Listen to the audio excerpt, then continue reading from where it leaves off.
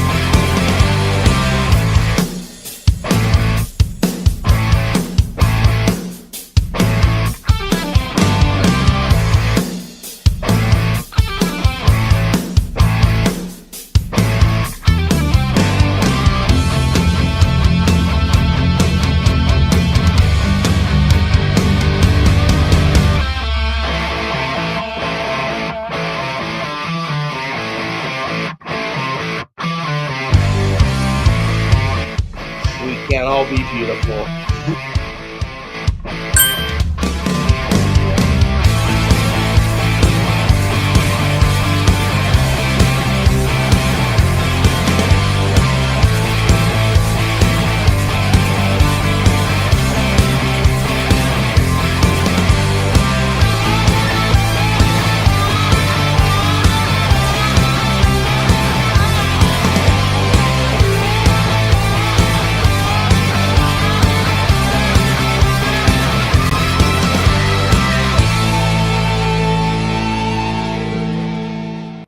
Put your seatbelts on and get ready for the ride. You're in the danger zone. Totally, back row.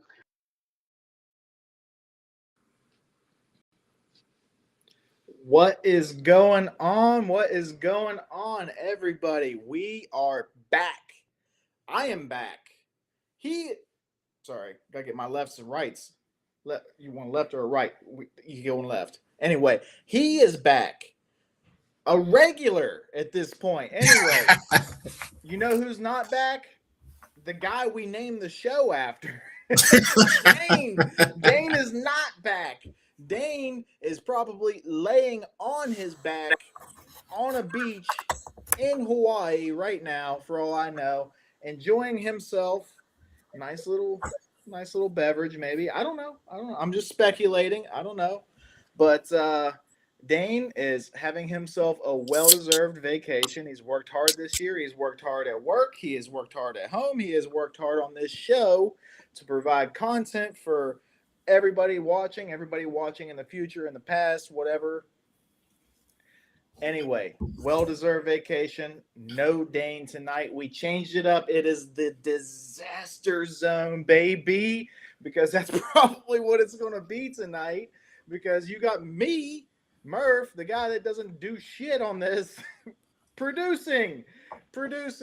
Normally, I am just the guy that sits in the background and talks shit on the Jets or whatever. But, anyway, I'm trying to produce this stuff, so bear with me if I do mess anything up. So far, not bad, kind of smooth, although Restream did not want to let me start the live stream, and I had to, exit out, come back in. But other than that, pretty smooth. Thank you, Restream, streaming gods, whatever. Thank you, Dane, for not sabotaging me from your phone on the couch or on the beach right now. Either way, I'm doing this shit, and we have one of my favorite all-time guests. You guys should know by now, as much as we get him on here, because we just have a great time every night. I thought, if I ain't got Dane, I got to have this guy. And this guy right here, this guy right here is the guy, and that's the guy that's going to go back and forth with me all night. We're going to have a fun. It's going to be a disaster, but it's going to be entertaining, I promise you. And that is the capital, like you do Ohio State University, capital, the James WUDI, baby. How are you, WUDI? I'm doing great. The Disaster Zone, that's my home. All right, home sweet home. And like you already said, anytime that we're able to talk football, our horrific football team is a good time. Murph, I mean, come on now. It is always a privilege to be able to speak with you. So thank you for having me. Time of need, lean on me. Hey, when Dane's not here. Yes, yes. I'll be your friend. Yeah, Hey. absolutely. Yes. Absolutely. Yes. Every time that song comes on, I'll be thinking of my guy WUDI too. Yo. Thinking of my guy. Yo. So yes, I am here, and we are in the disaster zone. We doing our thing. Absolutely, man. And that's our thing is what we're going to do tonight. Cheers to that, by the way. Cheers to that. So what we're going to get into, it's interesting because at this time period of the year, right? It's like the calm before the storm, right? Yes. Because it's about to be disaster zone because it's going to be all kinds of shit going on here in a week or two, a couple weeks, right? Definitely. So it's the calm before the storm. We don't have a lot of free agency news. There's not a whole lot of trades going on. There was one that dropped, and we're going to talk about it in a little bit, even though it's not Jet related. We still talk a little NFL ball. So there's not a lot going on, but there's still a lot to go over, right? Like there's still so many hypotheticals to talk about. And if there's a guy I like to get into hypotheticals with, it's WUDI, because man, it's fun playing devil's advocate with you. And some people say WUDI's a little negative. Hell, some people say I'm a little negative, but I sure in the hell like to play devil's advocate, whether that makes me go positive or negative. So we'll have a lot of fun with this tonight for sure. We'll get into some topics. I got a few bullet points written down. I'm a half-assed lackluster host, so I didn't go crazy with it. I'm going to go with the flow because that's what we usually do. A lot of times we go way off the rails anyway. That's all right because as long as you guys are chatting it up and having fun with us, that's all that matters, right? So Definitely. Also, as always, I don't feel like I need to state this, but I'm going to state this anyway. Hey, you want to talk about something? Drop it in the chat. You have something to say? Drop it in the chat. I try to keep an eye on it. I do my best. I'll highlight things. I'll go over topics or whatever if I do it. Of course, if you the usual, if you super chat or whatever, like we're gonna bring it up. Even if you said Murph's just a big dumb gorilla or something, like, hey, okay, super chat, all right, whatever I gotta do, but regardless, like I said, hey, chat away. I'll keep an eye on it. If there's something that's interesting that can really get me and WUDI going, I'm going to bring it up. WUDI, if you happen to see anything or something, you bring it up. Same thing. I believe, don't correct me if I'm wrong. We are streaming on both channels, correct? I think so. Yes. Okay. Yes. Dane texted me earlier and said that, but I don't see anything that's telling me that here, and because I don't know what the hell I'm looking at. But so, regardless, if we are streaming on both, that's awesome. That's great. So everybody over there on Take Flight Talk, welcome. This is just as much WUDI as it is me tonight. So welcome. I'm glad to have you. If you guys got something to say, gals, whatever, say it. Just don't spray it. Actually, you can because I'm sitting in the comfort of my own home. So whatever you want to do. But all right, yeah. Anyway, we'll start off. Dane always softballs me with it, so I'm going to softball you with it because why the fuck not? Anyway, WUDI, rocking everywhere. How was your week preceding this wonderful Friday? Oh shit! Damn. I guess that is a softball. Yeah, it was pretty solid. On Take Flight Talk. Not to bring it, right into, get into the nitty gritty immediately, but do it. This week, like I had the privilege of speaking to Ryan Roberts from A to Z Sports. So he covers these prospects really A to Z, first round guys all the way to the undrafted. Every year he's been doing it for over 15 years. So sophomores. Right, he's tracking everybody, so he can usually go through the years. So being able to pick his brain, I feel like I have a better idea now of how I'm feeling about certain people in the draft. So I would say, yeah, my week, was a real good week because both episodes of my show this week was him. Like one was offense, one was defense. And outside of that, yeah, I was able to, play some basketball. I was getting some shots up. I was giving people some work out there on the court. Yes, you know it. I saw I saw a video of that too. I saw WUDI was giving him the business. I'm just saying. I'm out here. Not me. I mean, Not I love playing ball. I just ain't good at it. I will lock down the perimeter. You'd be surprised. I can lock down. If you got somebody that's getting hot on the outside of the perimeter, you put me on them, they'll be frustrated in 10 minutes. Other than that, I'm not doing anything. Like I'm the dude that would steal the ball, drive down the other side of and miss the damn layup. Like that's me. Not a shot. My shot is inconsistent as hell. I'm left-handed, right-handed people trying to teach me how to shoot, and I don't. That's a tough. Like I don't know what I'm doing, and I know what I'm doing now, but I just don't have enough repetition, and I don't have enough time to do it. But either way, it's fun. Love ball. Yes, and that's great, dude. I'm glad. I haven't watched them yet, but you got me hyped now. Now I know what I'm listening to over the weekend when I'm driving out to my mom's and stuff. I got to do stuff, whatever. And something like A to Z Sports, like that motherfucker. If he's saying I'm going A to Z, then he is. I got it all covered. You know what I mean? Yes. Like that is a big check to write, and I bet that dude is all over it. Ryan, I've heard of him. I'm pretty sure I've seen you and Boy Green talking to him before. Anyway, if you guys are in the disaster zone, danger zone, whatever you want to call it tonight, check out Take Flight Talk. He had a couple great episodes this week. Like, subscribe, the usual business, good content over there because WUDI's the man. All right. Well, WUDI, been a good week. Going to be an even better Friday, right? I started started early today, man. It was like 3:30, and I'm like out on the porch, buddy. Porch beers. So I am like 8 deep already, and I got 4 more with me. We're gonna have a great night. I'm doing all right though. I paced myself. Nice. It was a nice day out. So like I was out. Beautiful. Yeah, I was outside too.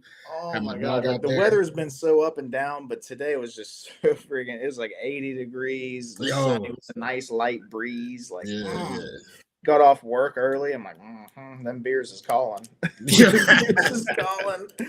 I bet it was even nicer where you're at, WUDI. I'm not going to disclose, but one of these days. I mean the thing though, the bugs though, they call it invitation too. That's the one thing. Like I had to go inside eventually. I was getting bit up, but other than that, like I gotta get like a citronella candle or something like that. Burn coffee.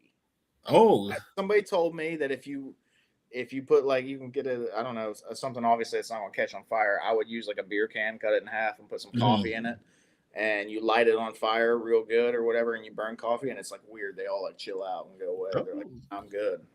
Okay. Definitely giving me something to do tomorrow. Yeah. Regardless, I don't know. It worked for the one time I did it, but maybe that was just a coincidence. But anyway, so it's been a wonderful day. It's going to be a great night.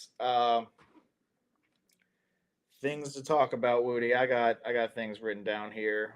I think we're going to save that to later. One of the things that's not jet related I did want to bring up. We heard this for months now, right? We heard about the Packers receivers, and they're like, yeah, they're going to ship one of them. And you heard different names. You didn't know what, they're going to ship one of them, right? Well, they did finally. They finally shipped one of them, and that was Dontavian Wicks. Shipped him to the Eagles for a 5th and a 6th, which isn't crazy, but it's something. WUDI, just quick thoughts on the trade in general. Maybe how it correlates. Are you pissed that the Jets ain't like, hey, whoa, let's get in on that? Like, can we give a 5th and a 5th or something? Whatever. What are you thinking about that? Great question. For me, I'm not too high on Wicks. I mean, I feel like the Packers, a big thing about the Packers is that they have like 4 different wide receiver twos. Like, you know, that's Mhm. what I think their thing is. And like that's actually not a bad thing when you have a solid quarterback. Like, you know, they can, you know, get open. Like, I love having Christian Watson on my fantasy team. You know, Jaden Reed does work. Romeo Dobbs, I actually felt like was the best of the receivers, and now he's a Patriot. Go figure. And you know, now Wicks, you know, for the Eagles, someone actually sent it to me and joked around like, "Oh, AJ Brown replacement." Like, you know, clearly, you know, that's bigger shoes than that to fill. But you know, I think he should be solid for them. Definitely not someone who I would say the Jets should have been, you know, moving heaven and earth to grab. Even like 2/5, I wouldn't do. Especially, you know, knowing that, you know, he was traded and then signed an extension, 1 year, 12.5 mil. Yeah, I'm good on that. Like, hopefully we can get one of these dudes, you know, Tate, Tyson, Lemon. Now they're talking about Cooper Jr., you know, Concepcion. There's a couple other guys in there.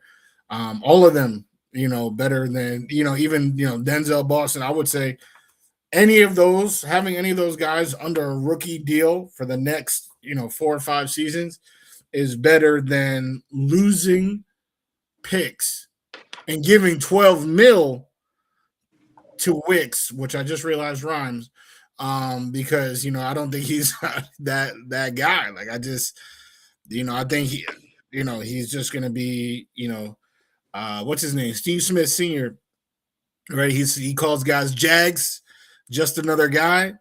I mean, I feel like, you look that up in the dictionary and it's Dontavian Wicks going like this, like, you know, like he's just another guy. So I would rather have one of these, you know, early receivers. Okay, and I should have phrased that a little bit differently. Because when I said it, like, you know, these receivers are like, you know, one of them is going to get shipped, right? So in my mind, it was like you had a choice between one, you know, Okay, like, yeah. So like maybe a fourth for, you know, Christian Watson, or you know, mhm. whatever it may be. Like, would you have liked the Jets to like at least have inquired about that, or one of those guys? Dobbs is Um, gone, but you know. I would have liked Dobbs, but I knew he was going to get priced out, which he was. You know, the Patriots gave him a lot of money. Um, Watson specifically, I think is intriguing.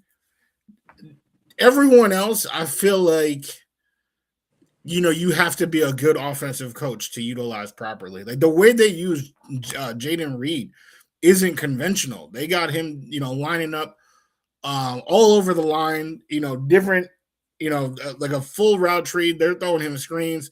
I've never seen that type of creativity with the Jets. You know, obviously we have a new offensive coordinator in Frank Reich, but, you know, Reich, he's more old school. So I'm not expecting, you know, so I don't, I'm not a big fan of like the gadget guys, or like the gadget concept, with knowing that Frank Reich's the OC. You know, obviously Matt LaFleur, what he's doing over there, you know, he's one of those, you know, he's cut from that Shanahan cloth. They are extremely innovative. They maximize talent offensively like the best of them. So I would say Watson is probably the only one that I would say has a traditional skill set that I would feel comfortable.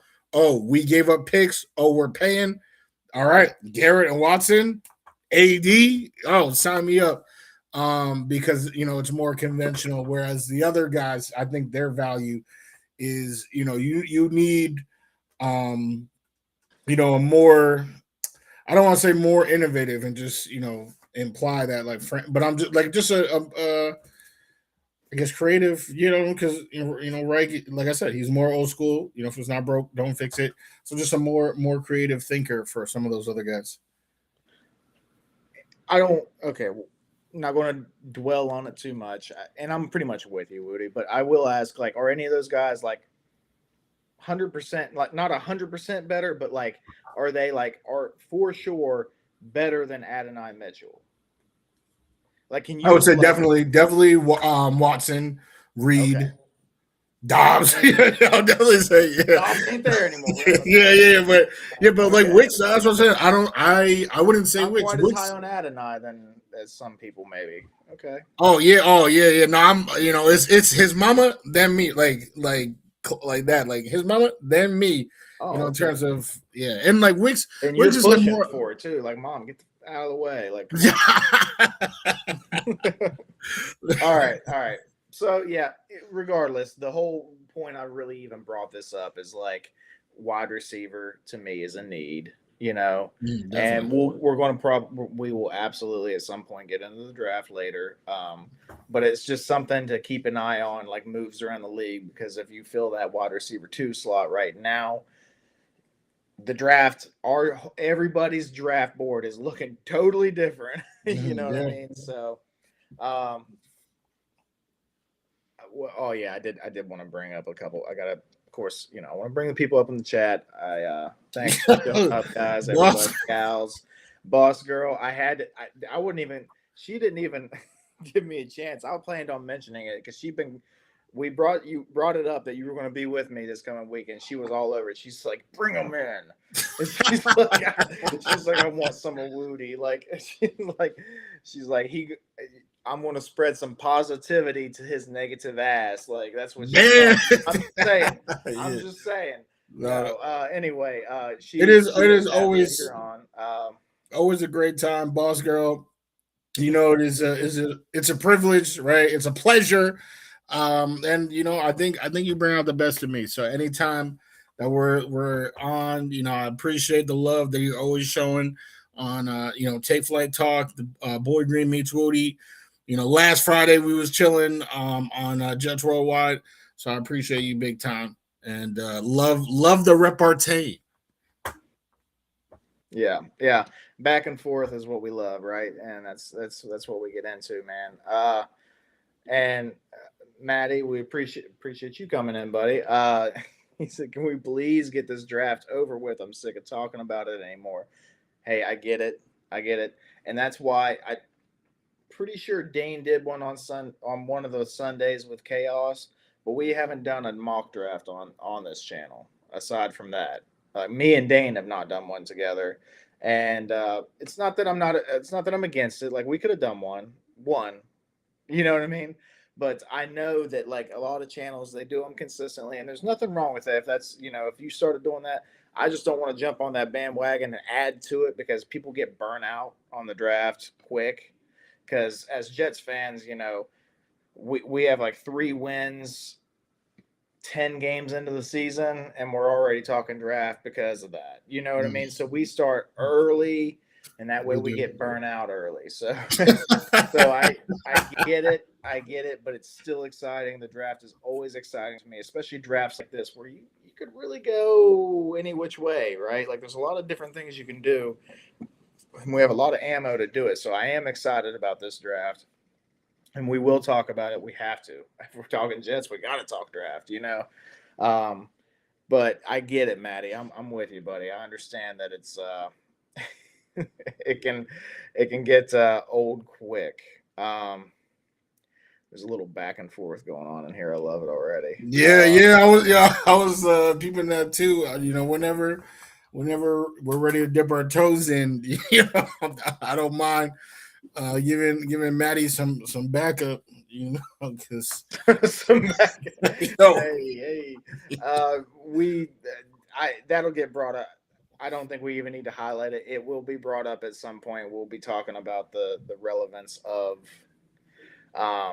the Jets and over the this coming year and the next year, and he's already saying we'll have to discuss this come Thanksgiving. He is stamping his foot down on it. And I get it.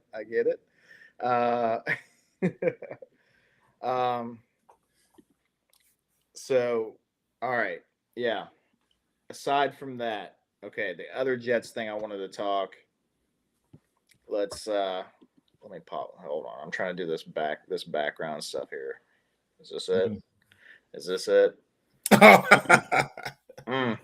We got to bring it up a little bit, right? We got to bring it up a little bit. I do find it a little interesting. just some overall thoughts. Obviously, it's not jet related. It would have been jet related if we would have fucking hired the guy we should have hired. Yeah. And I would have been defending him. No, I would have been defending him. Maybe not. I mean, if he's my coach, we gotta, we gotta My coach. Yeah. Anyway, any thoughts on the whole Coldplay controversy type thing going on here? Also Rossini, she's not the big, like a lot of Jets fans aren't Of course, the biggest yeah. fan of her. Yeah, we hate because of some things that she's posted, articles, whatever. Just thoughts in general. Do you think she's crooked as hell and doing the wrong things for the wrong reasons and whatever? Do you just any thoughts regarding that? Absolutely. Shout out Jake Asman in the chat. Obviously, two Asmaniacs out here on the screen. Rocking the shirt. That's what I'm talking about. That's what I'm talking about. Yes, sir. Yes, sir. Shout out Jake Asman. I'm gonna have to say, like, when I first saw these pictures, I was like, like I can't, I feel like we kind of leaping a little bit. With like these pictures I'm looking at right now, like I've definitely, seen like friends, like, just talk at a bar or, if they dancing, I don't know. But then like the quotes that she has said like in the past started, resurfacing like,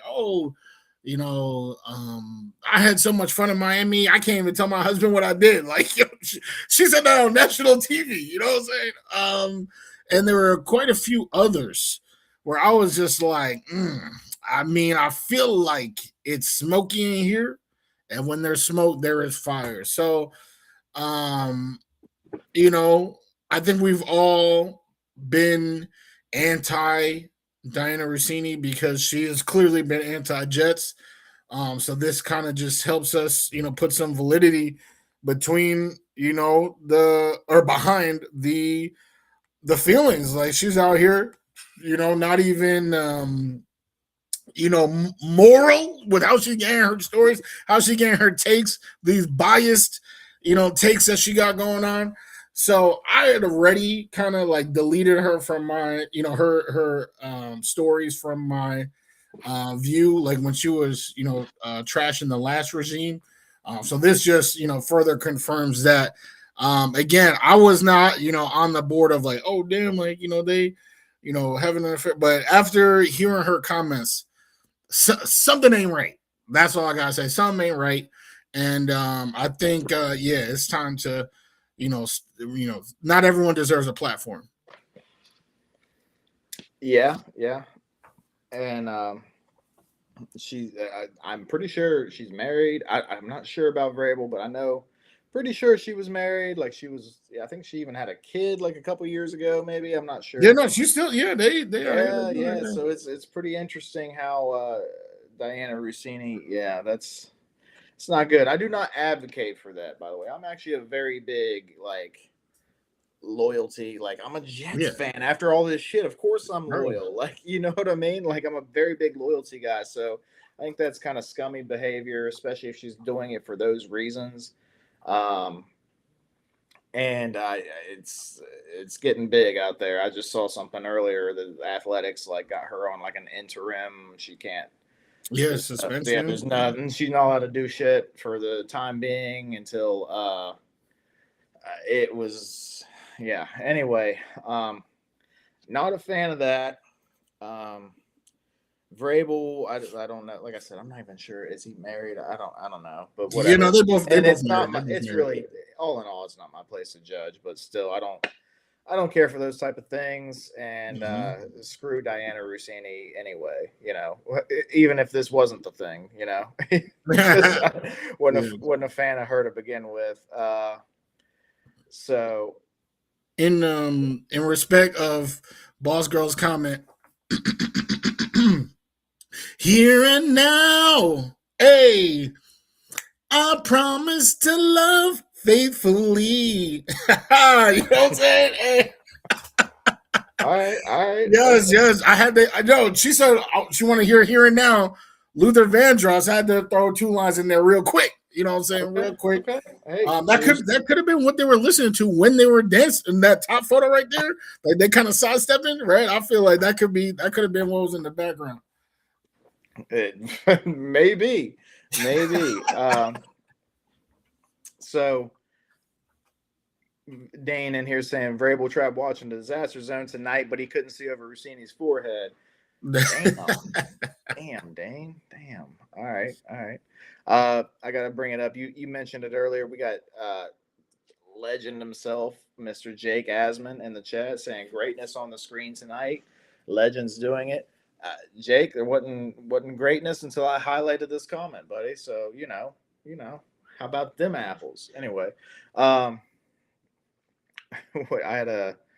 else did I have here? I had another. Oh, Dane also was in here saying we're moving on. Oh yeah, maybe I should change the back to the oh man, I don't know what I'm doing here. You do. I have faith. There you go. I got it. Yes. Anyway. All right, we got to bring that chat back up on the screen, and then we're going to do this. A little bit of that. Yeah. Dane is saying, do you believe the hype that we could take Bailey? This was actually something I was going to get into, so thank you, Dane. It was one of my little bullet points I had over here. That's been the thing lately. I was scrolling through Sleeper. You know, I seen some stuff on ESPN, whatever. People were talking. All of a sudden, it's different. You know, we heard a lot of Reese. We heard a lot of different things, really. Bailey, not as much, you know, a little here and there.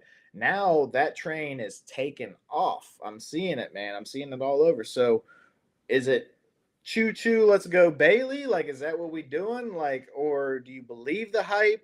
Is it a smoke screen? Is it one of those 2 weeks before the draft? Let's let a little leakage out that's not true, throw people off their game. Does that even make sense? Because we have the number 2 overall pick in the draft and the number 1's taking a quarterback. Anyway, what do you think about all that, Woody? Like, what's going on? I definitely think it's a possibility. I would say for the last month now, there were 4 names that, you know, I told myself there are 4 names that if I hear those 4 names, I'm gonna be ecstatic. At this point, unfortunately, that list, I mean, my list is still 4, but it looks like the list of possibilities is down to 3. Because my guy, Ruben Bain Jr., they just hating on his arms. They hating on his arms. So it looks like, you know, only the other 3 are a possibility. With Bailey, I was actually surprised to see how many people are like, you know, this person is the should be the pick. That person sucks. Like none of these people that we're talking about sucks. Like that should be clear, right? We're talking about the number 2 overall pick of the draft. What we're really talking about is fit with what Aaron Glenn is trying to do. So for all of the, you know, Aaron Glenn fans out there, you know, I feel like you should be at peace with anything that is happening because it's, you know, Aaron Glenn take the wheel. And for me, who has been very vocal about trying to free ourselves of Aaron Glenn the last few months, I am also letting him have the wheel. Like this, you know, he's a defensive or former defensive coordinator. I don't want to call him a defensive-minded coach because he's made it very clear, you know, he's involved on both sides. But right now, he's going to be calling the plays on defense, right? He's previously been a defensive coordinator. So this is his chance. Like, there's no more excuse. Like, you can say excuses, you know, Steve Wilkes was doing this, Steve Wilkes was doing that. No, now it's him. You know, Dookie is his assistant, you know, doing whatever he says. So whatever he wants for that defense, if he wants Arvell Reese, if he wants Bailey, you know, I will respect the choice. I will root for that choice like hell. I think Reese is a little bit more complex because he doesn't have a true position. Like, I believe all that, you know, that they're saying. So maybe it is just like, okay, Bailey knows what he is.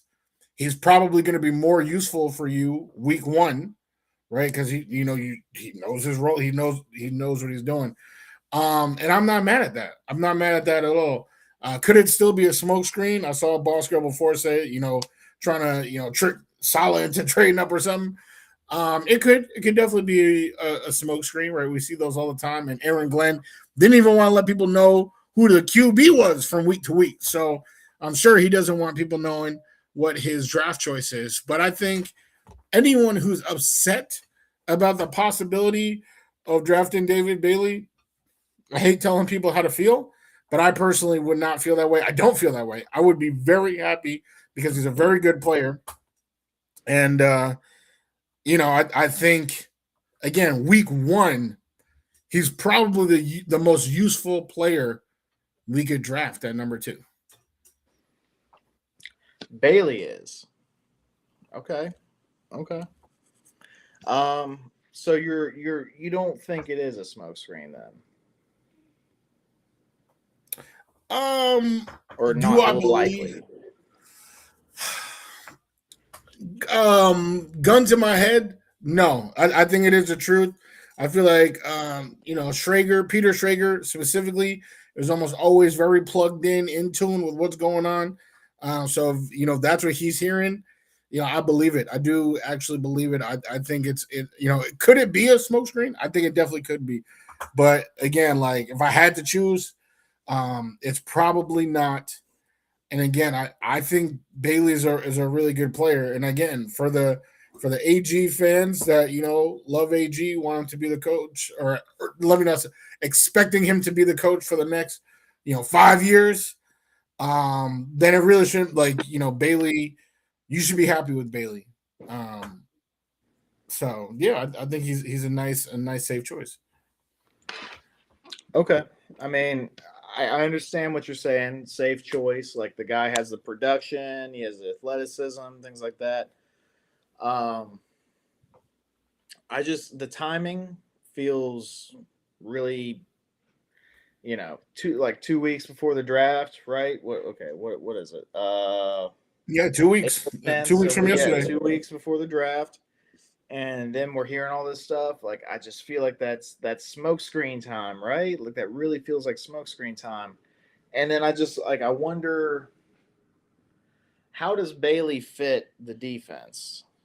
He would have to be outside linebacker edge, right? And strictly that. Looking at the moves that we've made, it feels like a lot of the defensive players we have are versatile. It feels to me like they like guys that can play more than one position. They could play, and they're saying that they're not, it's 3-4 base, but like they're not dead set on 3-4. Like it sounds like it's going to be multiple or something. Like they might play some 3-4, they might play, like they'll have dime, they'll have, all the typical packages. So for Bailey, I don't know. And we already have a guy like Bailey and Will McDonald that would play that role. Do you want to have 2 guys that you're locked into just that position? I don't know. That to me is where I'm kind of a little hung up about it.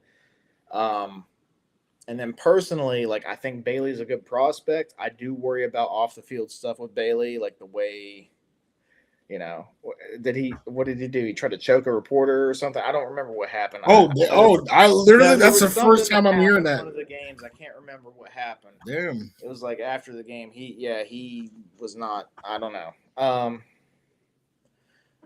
And that could just be a one-off thing. Could be a bad moment. Who knows? I'm not in the interviews. That's the big thing. Is like we're not in the interviews, so we don't know how these players act, what their demeanor is. How they feel about things that they've done bad or good, and whatever. So to me, I wouldn't go with Bailey personally, but I do understand like he is a super talented player.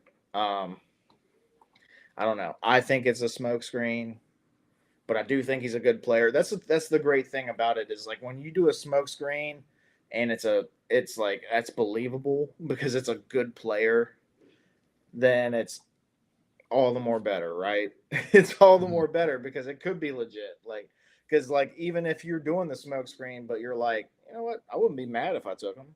You know what I mean?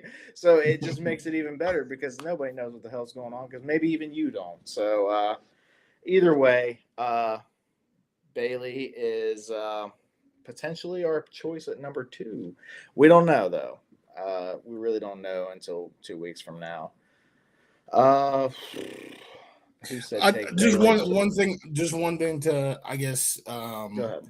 to add with that, like so the 4 Boss Girl actually I think said or like we've covered all 4 of the names that I was talking about. Like, you know, if I hear this name called at number 2, I'm hype. It's obviously Arvell Reese, Sonny Styles, Ruben Bain Jr., and David Bailey. Any of those 4 names, I'm hype because you know I want those guys.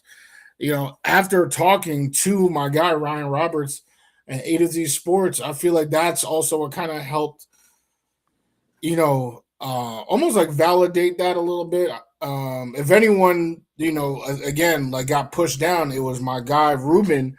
But like Bailey, like right now, he is the best prospect at getting to the QB, and that was something that we were absolutely horrible at last year. That was one of the biggest weaknesses of the entire team.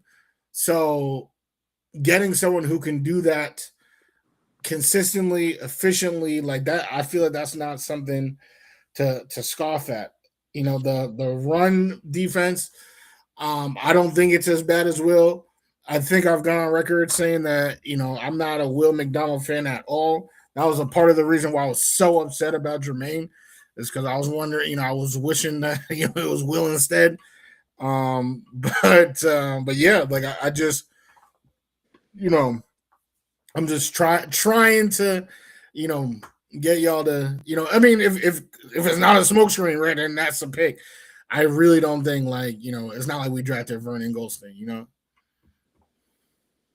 If it's not Vernon Golston, come on, man. Can we forget about that? Like, can we No, we can't, Can we let go of the past? Jeez Louise. because the kid's coming back to bite us. That's you know, like. Yeah, but come on, man. I don't know. Not everything is going to be the same.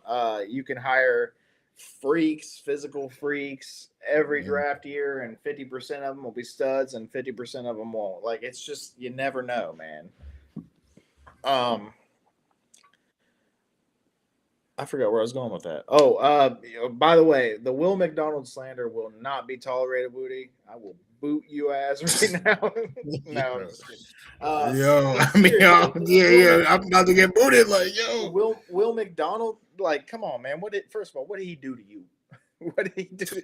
What did he do? You know what he did? You know what he did? He allowed himself to get drafted. When they called him, he should have been like, nah, y'all need to draft JSN and then hang up the phone, bro. I'll never stop being sick about that draft pick. I can't lie. Okay. First of all, that's 2 totally different positions. I'm just all right. So Jermaine Johnson should have said, nah, you guys need to draft George Karlaftis. Click. That is the same position, by the way. And go ahead. Yeah. If you want, I would be happy to send you the stats later. Compare them. No, I'm good. I'm just saying. So, yeah, you know, we could have done better either way. I like Jermaine. I do. You know, I think he's a solid player or whatever, but he is not a star. His ceiling is low. Not low, but like it's low compared to somebody that can get you double-digit sacks every, you know, in consecutive years, like Will McDonald. Just saying. Okay, Jermaine Johnson. Okay, maybe he's better run defender. Actually, it's not maybe. It's for sure. It's an absolute. Like I'm not denying that. But that only gets you so far, right? Like, I don't know. Like, and then also we have injury history that we got to worry about now. He didn't look that great last year. He wasn't bad, but he was like mid, you know? Like, I don't know. Like, okay, yeah, I can see that you're a starter, but I also don't want to pay you $25 million a year, or not even. I don't even know if I want to do 20 or 18. Like, 15 maybe. Okay. Can't lie, 25 is rich. 25 is definitely rich. Yeah, well, he's a first round pick though. And that's something you Yeah, have to take into consideration. When you have first round picks, they get bigger contracts than everybody else, strictly because they have the on their resume first round pick. It's the most ludicrous thing to me, but it's true. That's how the NFL operates. You know, unless they completely bust out and get booted and they bounce around between teams before that second contract would come around, they're getting a higher dollar contract than what they probably deserve. So I don't know. I'm not. I'm not on that whole like, oh yeah, we should have kept Jermaine and shipped. I'm not on that train, man, because at least I know, like Will McDonald, I'm probably at least getting 8 sacks a year. Like maybe the run defense won't be all that great, but you don't have to play him every down. You don't have to play him on. But right I mean, down. those 8 sacks are coming in 3 games. Last year, huh? I said those 8 sacks are coming in 3 games, like for literally like 12 games a year. Like he's not doing nothing. He's not doing nothing in the run. He's not doing nothing in the pass. He's not even generating pressures like that. But yeah, you get those like 2-3 games where he getting 2 sacks, per game, and it's a lot of fun. But yeah, I'm just not, and that's why I'm so like even when like pre the Titans trade, like I was like, oh, we need an edge. Like I was all Ruben Bain. Lost Jermaine. Has Boss Girl actually put in here, right? Joseph Asai. I view him as a Jermaine replacement. I think that's, he's someone, just like Jermaine, good in the run. So this draftee that we're talking about, I feel like is, it's going to be Osai and him, this new draftee. And I really don't think, like, I think we're underselling Bailey's abilities. I'm not sure why that is. Maybe we just heard more about Reese, but I think as a fan base, we're kind of underselling.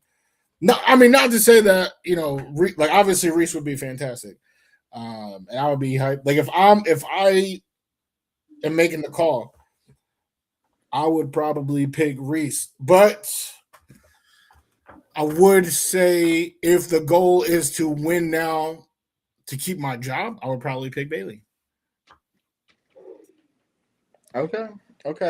The irony, whenever you're going to pick the more pass rushing type of prospect instead of the guy that has either do it all or maybe a little more heavy run defense background. Whenever you just told me that you like Jermaine over Will McDonald, okay, I'm just saying. I'm just saying. That I just thought that was interesting. Yeah, I get it. Like Will McDonald, he did that in like 3 games, 4 games, whatever. I understand. Also, I don't see Jermaine blocking field goals and running them back for touchdowns and clutch moments in the game. But that's what he literally got a pick 6. He did, like Jermaine had one of the most athletic pick 6s I've ever seen. I said block field goal. I didn't say pick 6.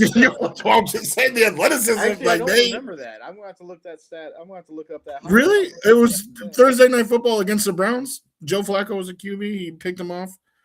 Thursday Night Football. It was, yeah, definitely look it up. It was how many years ago was that? I want to say 2. So like not last season. Well, it definitely wasn't last season. Definitely wasn't last season. You're correct. I think it was either the year before or no. I think it was actually the year before that because we had all those primetime games, but we didn't have Aaron Rodgers because he tore his Achilles. Oof, yeah.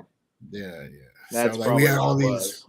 Yeah, so one of those primetime games was against the Browns, and pick 6. Like, no, Jermaine's he's uber athletic. What do you do for me lately, though? No, anyway. All right. I'm done. I'm done. We can go back and forth all night on it. Jermaine, anyway, he's gone. Mm-hmm. We got Tavondre Sweat. I struggle with that name. No, he did it perfectly right there. I do like the trade myself. I think that was a good. I think he was a talented young guy. At a position where we're going to need it. Maybe we didn't need it immediately, but like we were going to need that soon. Like No, I felt like we needed it without Quinnen. Like And I felt like and he's on a rookie contract, for a couple Mhm. more years. Definitely. It worked in my head. It did. So yeah, Jermaine's gone. It is what it is. You want to get another Jermaine, draft Ruben Bain, probably. But Ooh, that rhyme now. yeah. Well, hey, poet, and I didn't even know it. Um, anyway, speaking of, since we're in on the draft, okay, I got to go on. Some people were talking the Ty Simpson stuff, right? Some people were saying 16. Oh, maybe you can even get him at 33. Like I don't know. I'm just gonna say, let's forget that right now because I'm seeing a lot of articles, different things talking about these later round quarterbacks. I'm seeing like Drew Aller, Cole Payton, was it Taylor Green, different things like that. So I want to get your thoughts real quick on. Do you think the Jets should go that route? Should we try to take a mid to a late round quarterback prospect and see if we can get something out of them? Or is that just a wasted pick and we should just wait till next year and get our guy in the first round? My personal opinion, I am not at all interested in drafting a quarterback this year. Um, I have come to terms that, maybe, in the fourth round, fifth round, they draft one of those names you said, Allard, Nussmeyer, Taylor Green, one of those guys. If they draft Ty Simpson, I will be devastated. It would be yet another devastating. I feel like the last 3 years in a row, something has happened that has completely just shattered me that I had to rebuild myself. Starting with Aaron Rodgers' Achilles, and then each year after that, it's been something devastating. So that would be the next one is drafting Ty Simpson because that would mean so many things that I'm not trying to sign up for. But if they draft one of those other guys, Nuss, in the fourth or the fifth, at least I know that a first round quarterback next year is not off the table. Hopefully they just mean nothing. The fact that they don't have a QB2 right now is kind of troubling or kind of concerning because that leads me to believe that they're thinking about drafting Ty Simpson. So you're not a believer in Bailey Zappi, is what you're saying? Yeah, yeah.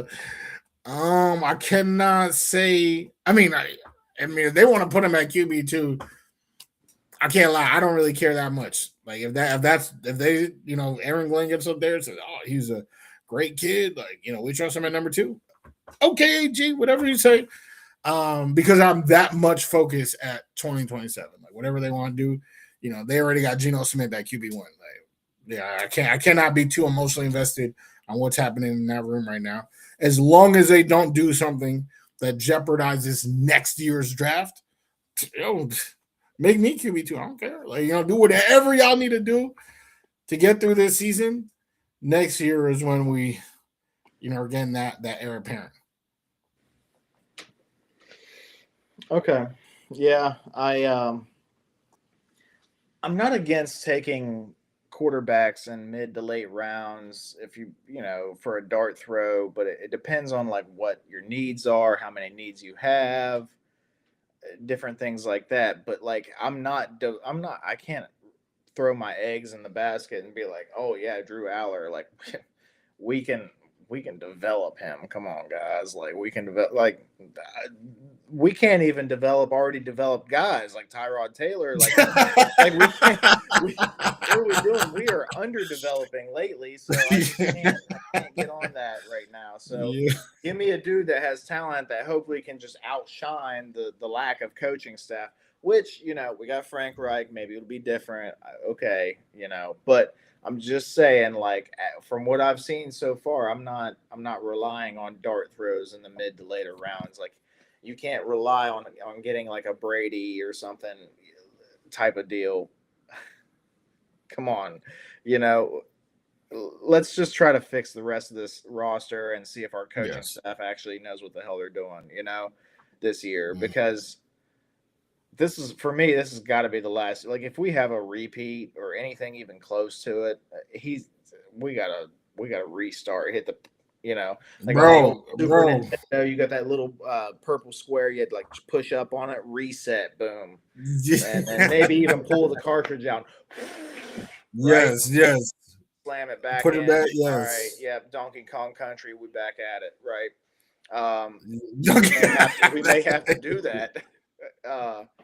Bro, I'm telling you, we so- should have like if that is the case, like in October, like we like 1-5, like I'm gonna be so sick to my stomach because like I was saying this like in February, like like look at the coaches, look at because we not like that situation is not happening 2 years in a row of this was like the best coaching market in years, the names that were available, and now and I feel like that's what keeps happening is that we're like 1 year removed.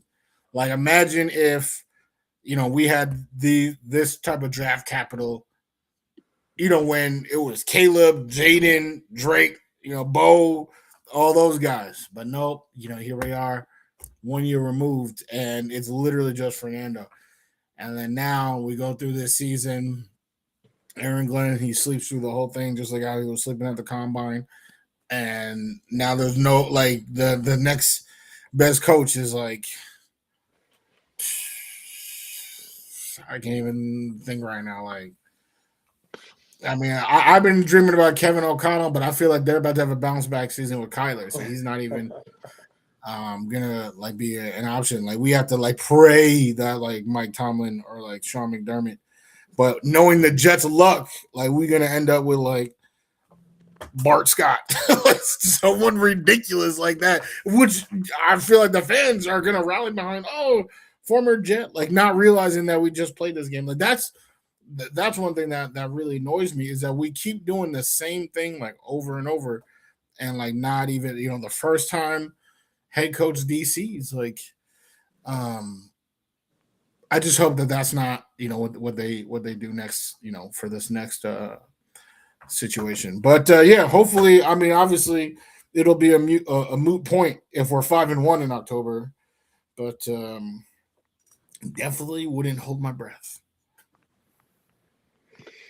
Yeah, I'm with you. Like, I'm pessimistic about it. Hell, I was pessimistic going into this season, and it even got worse as the season went along. I don't know how, but it did. I still feel like it's only been one season. You got to give a person a chance, right? You got to fix it. You took a whack at it. Like your initial attempt was not exactly what you wanted it to be. Didn't work out. You get one. You get another shot to build it the way you want it, right? And you're going to have more ammo this time around. So there's no excuses. So to me, that's where it is. So you get the other shot, right? You get another shot. I'm not confident. I'm not like optimistic about it, but I don't know. You got to at least try to give it a shot, I guess. Speaking of coaches, let's bring this up real quick. I know my guy WUDI's probably got some thoughts on Mr. Bob Saleh. So you wanna answer this? What would possess the Titans to hire Robert Saleh as head coach? Billy says he doesn't get it. Yeah, I was hoping that we wouldn't talk about this because I'm gonna say it without elevating my blood pressure. Clearly, Robert's like I really don't understand like at all the disrespect that he gets from this fan base. I think his only, or let me not say his only, because obviously mistakes were made. But the big thing I would say that did him in was the fact that WUDI was making his personnel decisions. I personally believe if Mike LaFleur wasn't, scapegoated, the history of the team would have played out way differently. But one thing he did do was take a team that went 0-14 the year before he was hired, and in 2 seasons created a top 5 defense. And a lot of those guys were there. Like Quentin Williams had his best years under Robert Saleh. Quincy Williams was a waiver wire cut, just floating on the waiver wire like a piece of seaweed, and was turned into a first-team All-Pro with Saleh. DJ Reed, who signed with the Jets because Robert Saleh was the head coach, was flirting with Pro Bowl status. Obviously, Sauce Gardner. I mean, we had all these All-Pros, consistent top 5 defensive play. I mean, the turnovers, we couldn't even get one interception all year. We had one turnover the whole season. But with Saleh, Jalen Hurts had 4 turnovers. Josh Allen had 4 turnovers in a game. Patrick Mahomes, 3 turnovers in a game. Like, we were beating people up. Not blitzing and still being top 3 in the NFL in pressures. It makes no sense to me. The disdain, obviously the offense was a problem, and guess what? He was unfortunately not in control of the offense. WUDI fired his chosen OC. WUDI handpicked his new OC in Nathaniel Hackett. And one thing that Billy said earlier that made me so angry, but again, I'm not trying to raise my blood pressure for this, ramble that I'm going on here, is that he said Saleh had Aaron Rodgers and couldn't win.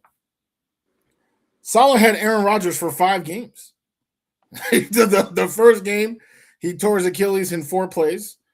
And then the next season, in 5 games, WUDI fired him after 5 games, despite having a plus 20-point differential. So what possesses the Titans to hire Robert Saleh as head coach? I think they want stability. After Mike Vrabel, they had Brian Callahan, and they had no identity. What Saleh is going to do is give them an identity.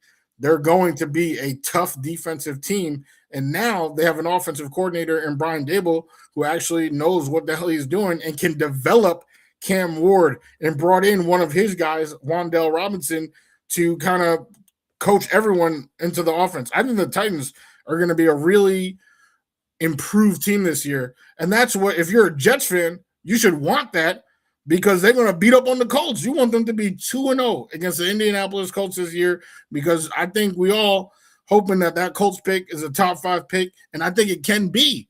But what will it take for the Colts to have a top 5 pick is the ascension of the Robert Saleh Titans. And again, he brought in players. He brought in my guy, Charcuterie Board, Tanzel Smart, as a coach now, to bring in that culture, to teach the system. So look out, right? The Titans got a lot of good players. I think they will be a good team. I think they will have an identity, that same rough, tough. They're going to be forcing turnovers without blitzing identity. And then on offense, what Dable is going to be able to do, developing Cam Ward, I think, that all bald staff, they're on the rise. All bald staff. I forgot. Every coach. Did you see the photo? Like, there's the photos going around. aura that comes from that, the shine. Yeah, the shine. The absolute just shing when the sun hits it just right. That's interesting. I did not know about Tanzel Smart being on the coaching staff. I actually did not catch that. That's wild. Yes. It makes sense, though, because it feels like Tanzel Smart had the right mentality for Saleh, and that's why he liked him so much, but he just wasn't talented enough. Like, he didn't quite have the physical attributes to be that player. Like, he was the player that Saleh wanted. He just wasn't quite good enough, if that makes sense. Yeah, 100%. So that makes sense for a coach to me. Like, the guy that gets it, but he can't do it quite, yes. So that makes sense as a coach. Hey, I liked Saleh. Things didn't work out. At the end of the season, if I was WUDI, right, at the end of this season, or not this season, this past one, but the one before, or we fired him like 5 games into the season or whatever it was. I wouldn't have done that. I would have waited to the end, and I probably would have fired him then. Unless he turned things around, of course. But it didn't work out. And when you have so many opportunities, you can't just keep sticking with a guy if it's not working out. You keep throwing the checkbook at guys. You bring in a Hall of Famer and Aaron Rodgers, whatever, all these different things, and it's not working out. Then at some point, you just got to hit, like I said, hit the reset. But I still think that Saleh's a good coach, especially on the defensive side, right?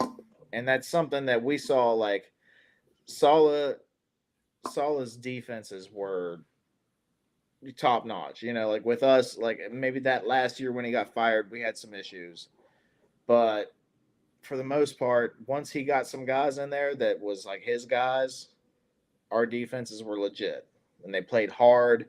He brought guys that were nobodies into being somebody's, like Quincy Williams. Like he was going to be a dude that was going to be bound to just bounce around the league, probably practice squad, fringe, backup, and then Saleh brought him in and said, I see something in this kid. I'm going to mold him. I'm going to make it work. And he did. And he had an incredible season with us. Couple seasons that were solid. Quinnen Williams, like that was a guy, like before Saleh came along, Quinnen was like, okay, Quinnen's, he's all right, right? Like he's solid. He deserves to be the starter, right? Saleh came along, then all of a sudden he has like that, 11 sack season. And, and the dude is just, it's not just the sack numbers, but he was just making an impact. And it worked, right? So the guy knows how to coach, at least on the defensive side of the ball. He couldn't figure out the offense. And we see that a lot. We do. And that's why I'm so against hiring defensive-minded coaches. Because a lot of times, like Rex, we saw the later years of Rex, he could not figure out the offensive side of the ball. He could not make it work, man. It didn't matter what we did.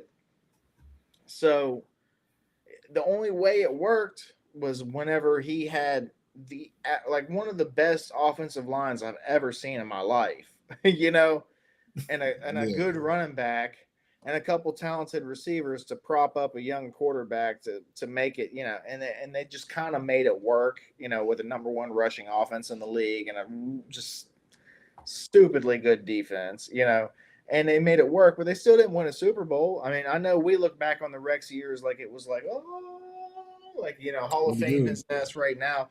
He didn't win he didn't even make it to a Super Bowl, guys. I mean, he was extremely close, but I love Sexy Rexy as much as everybody else. He was fun, he was entertaining, and his teams played hard for the most part. But just like every other defensive coordinator turned coach that we have seen on the New York Jets, they couldn't figure out the offensive side of the ball. Todd Bowles had that 1 year where he had Brandon Marshall, Eric Decker, and Ryan Fitzpatrick was just chucking it up, and those guys were just figuring it out, finding it. Todd Bowles had that 1 year after that So basically where I'm getting at is that like defensive coaches, they struggle to have a good offense unless they find an offensive coordinator that's like, the next Kubiak, the next Shanahan. Like if they stumble on one of those guys, boom, they're probably winning a Super Bowl because they already got the defense set. Maybe they're a good culture builder and everything. And then also that offensive coordinator is just like, he's dialing it up. Right. So, I mean, you just described the team that just won the Super Bowl. Exactly. Right. So, McDonald, is it McDonald? Yeah. McDonald? I don't know. But excellent defensive mind, right? Like excellent defensive mind, probably good at the whole culture, like building the culture right, doing all the things. He had a Kubiak, one of the Kubiaks, because there's 2 of them. People don't know. There's one that's in San Francisco too. Shocker, by the way. Good offensive mind in San Francisco. He had one of the Kubiaks, and that Kubiak was cooking Kubiak, whatever you want to call him.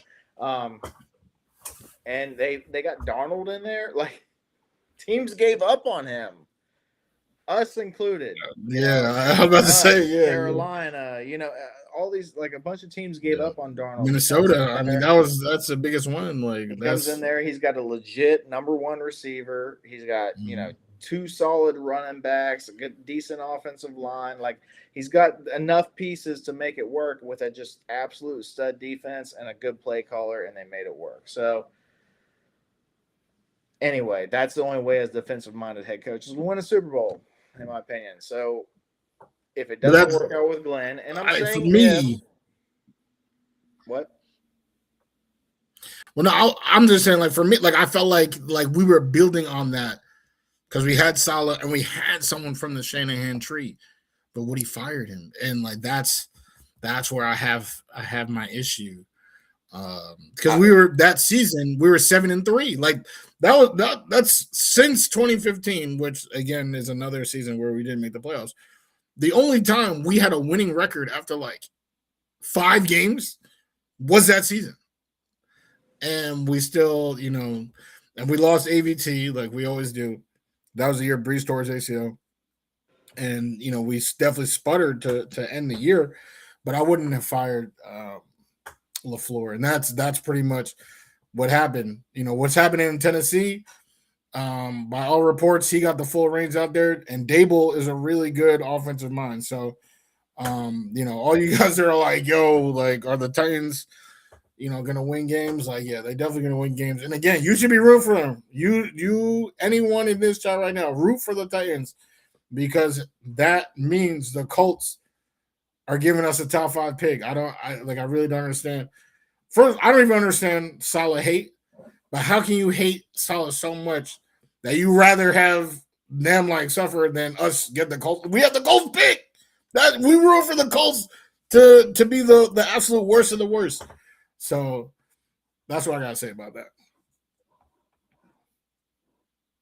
I'm gonna give you something real quick, and I gotta run real quick, and I'll be right back. I'm gonna let you monologue on it real quick. I gotta ask you, WUDI, take as long as you need to. What will it take for you to believe in Aaron Glenn this year? Go. Wow, what a question. He set me up for this. What will it take? I mean, I gotta see competence from week to week, which is something I didn't see. And I honestly, you guys can say in the chat what you guys are seeing, because we got a lot of Aaron Glenn defenders in here. So let me know what you're seeing. What I'm looking for is, again, competence from week to week. When I saw the early last season, timeouts, where I saw the worst 2-minute drill of my life. What was that? Tampa Bay? So horrific clock management, horrific, late game execution, or like situational execution, situational play calling. Then, it got better, and I started giving credit. I was like, special teams is balling. There was terrific late game execution in all 3 of the wins, actually, because we had to win by 1 score. So all 3 of those games was good late game execution. But then to end the year, I called that other year with Michael LaFleur when he got fired that we sputtered out.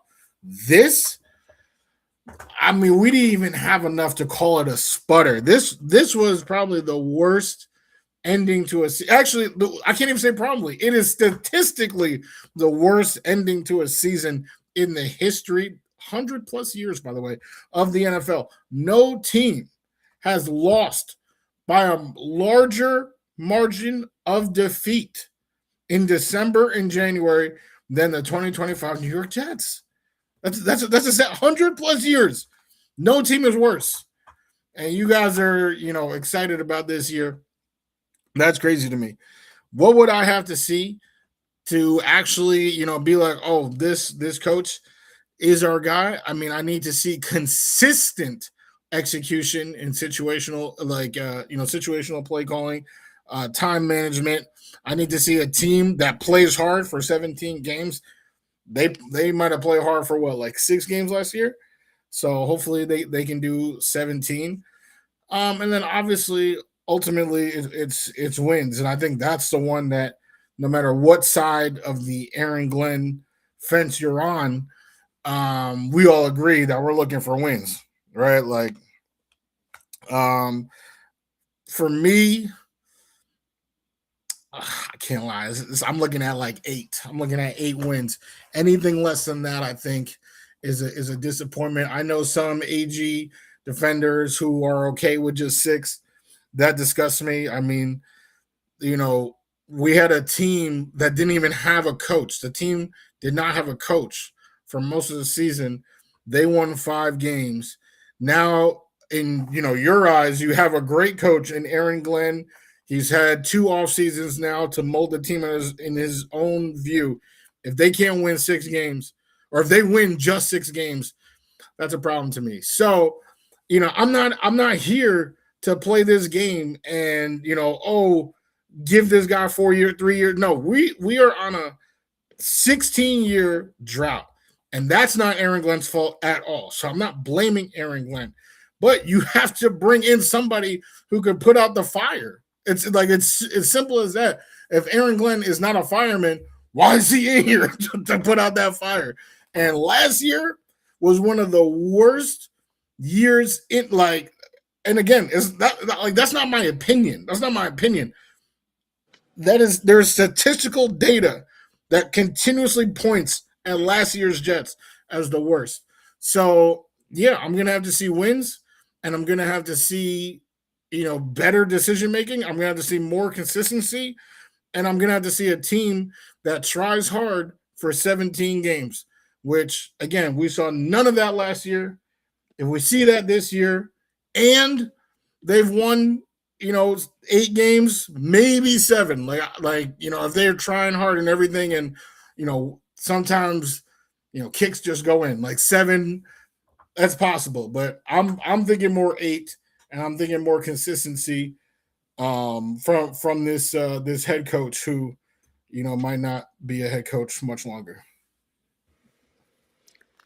Hey, I get it, WUDI, and like a lot of times you want to put like a win total on it. Like you got to win at least this many for me to and that's there, that's legit. But like at the same time, you have to see like more than just wins too. Like you have to see like, is he actually coaching these players? Are they getting better? Like, is he putting them in the positions to win?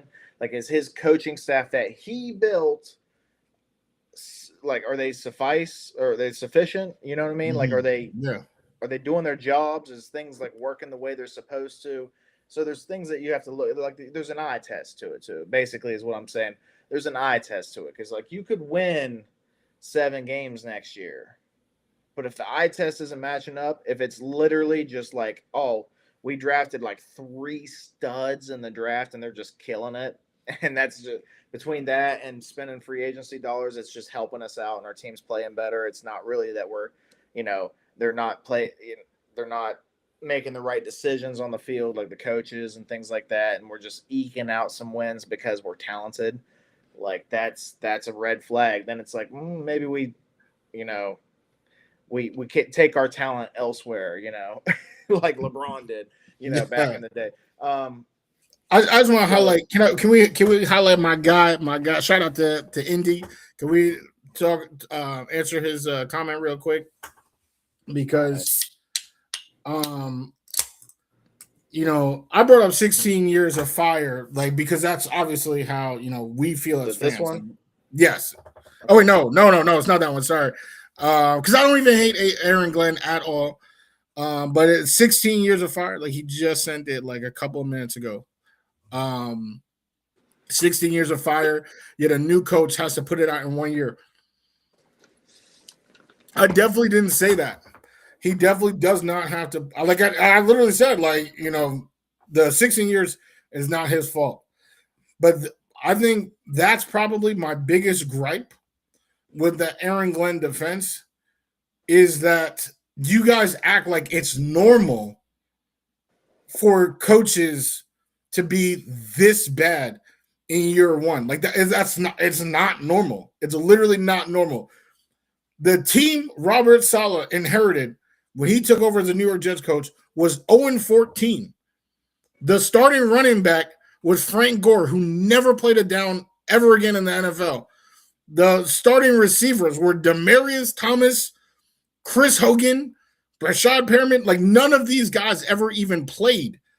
And he still wasn't this bad in the first year. Like, there are new head coaching hires every year. Every year there's a new head coach. Brian Callahan, who just got fired from the Titans. All these coaches, they get hired in their first year. They get an interception. You know, they win games, right? They don't have the largest deficit in the history of the NFL for the month of December and January. Like, he did not just simply, not put out the fire. This dude just doused the house in gasoline and grew the fire. He made it worse. He made it worse. So I'll never understand, was Aaron Glenn supposed to turn it around in 1 year? No. No one is saying we were supposed to, be the Super Bowl contender this 1 year. But what we wanted to see was some sort of progress. And there was none of that. There is nothing from last year that they can stand on. And what proves that point is that he fired all the coaches that were coaching last year. For real, what are you thinking that makes you think that last year there was anything positive? He made everything worse. And no, new hires do not just automatically make everything worse. That's just not true. It's not true. He had historically one of the worst seasons in the NFL, and that's not true of the average NFL hire. So he right now stinks, and I understand if you want to have faith, like you hope that he's better. Okay, let's hope. I'm there too. I'm hoping. But to try to act like right now he's proven something of being a good coach, of making anyone who got better. Will McDonald got worse. Sauce got worse. All these players got worse. Not one person got better. I'm just not seeing how people can be so strongly defending and trying to act like we've seen something. Yeah, Johnny, Johnny boys out here trolling. So, but it's just, I just can't. I really don't know. Are you guys just that? And that's what scares me is that they make another bad hire after Glenn, and we just all gonna just jump on it just to be that's my coach. I'm gonna defend him. But we gotta put out this fire. We gotta stop this, man. We gotta stop this. So yeah, the fire has brush fire turned into a whole forest fire type deal. What if I say what if I say it's Fields, dude? Fields and Brady Cook. What if I say it's just horrible quarterback room and that's the reason? You know what I mean? But he built that room. What? Is it, okay. He inherited a room that had Aaron Rodgers, Tyrod Taylor, Adrian Martinez. Through no one, it was purely his choice. Purely his choice. He turned that into Fields and Brady Cook. That's and I'm a big Muji guy, but I'm just gonna say that's him and Muji.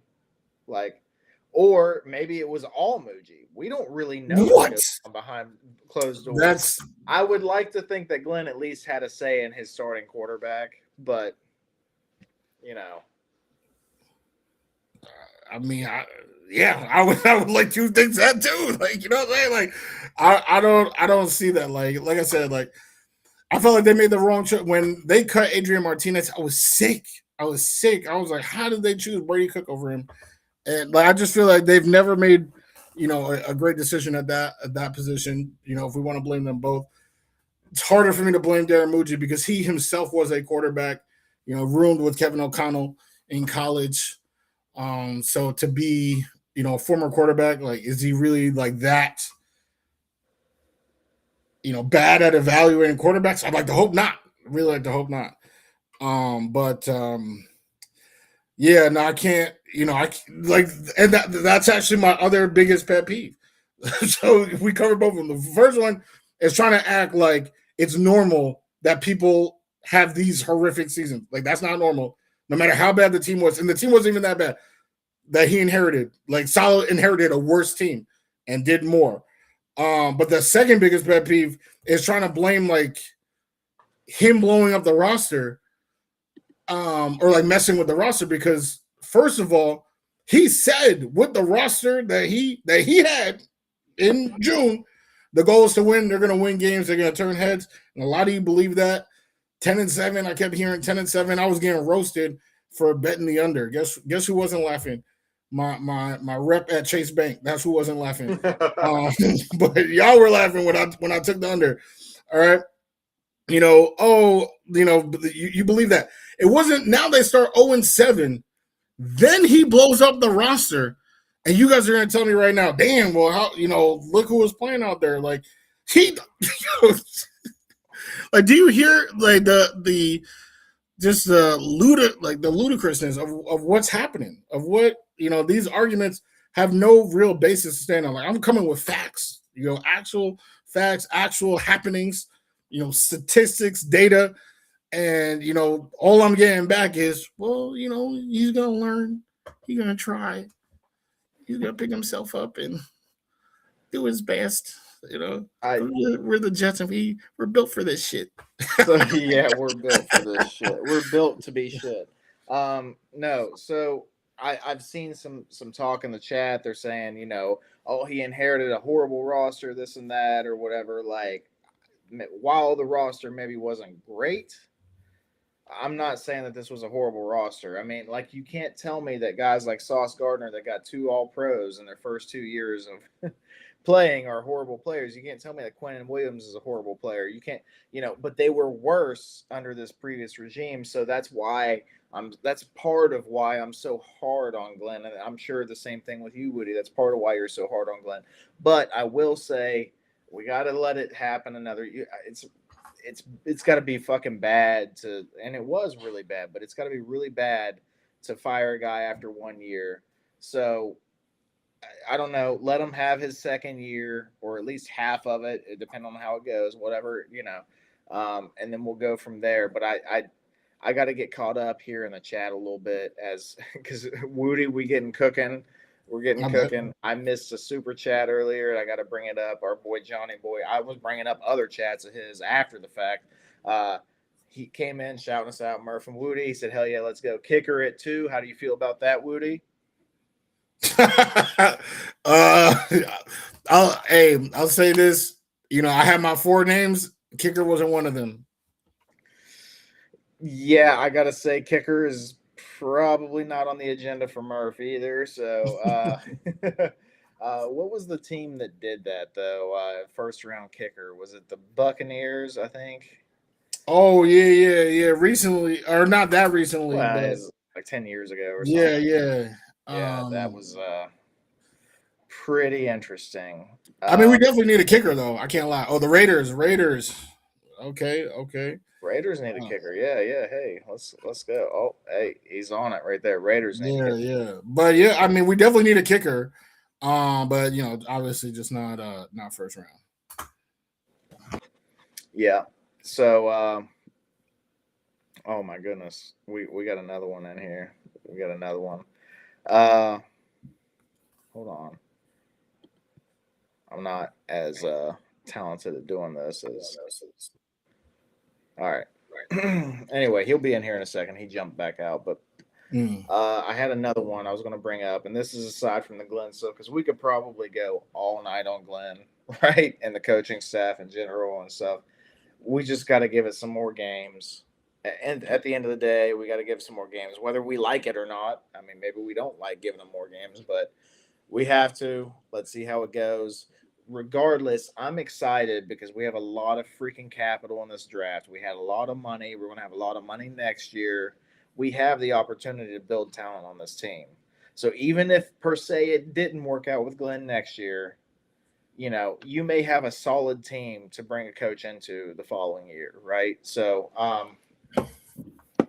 speaking of draft capital, I highlighted this one, or I favorited this one earlier, and I wanted to bring it up. Billy SBC he was saying Jets could take a pass rusher at 2 and trade up from 16 for a wide receiver, or they could take a wide receiver at 2 and trade up from 16 for a pass rusher, or they could sit tight and not trade or trade up from 33. So there's a lot of options here.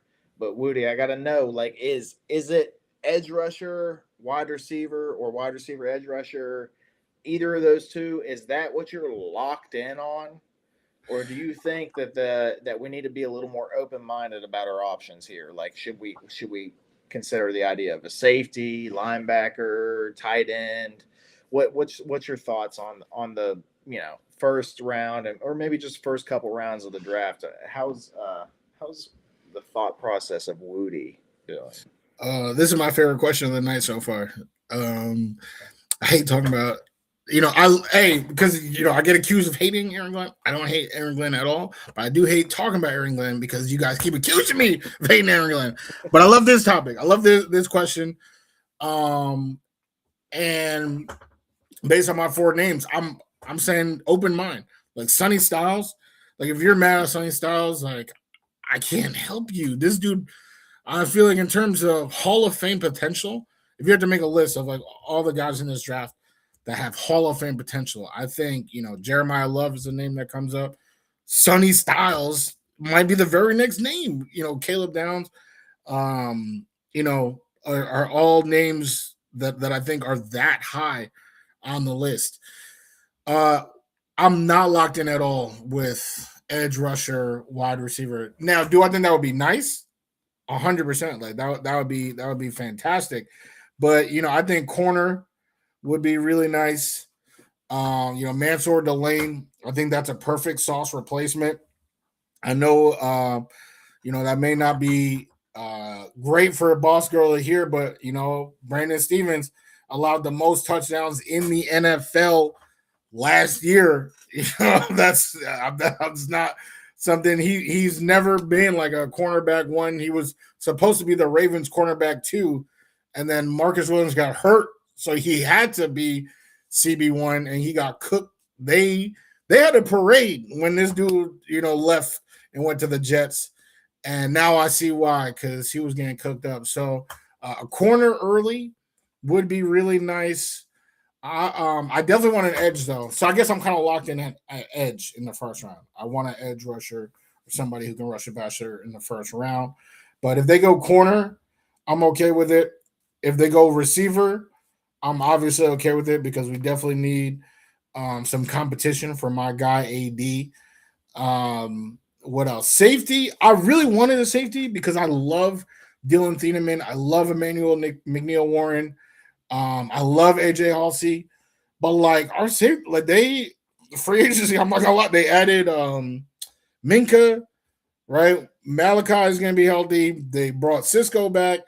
They signed Dane Belton, fantastic tackler.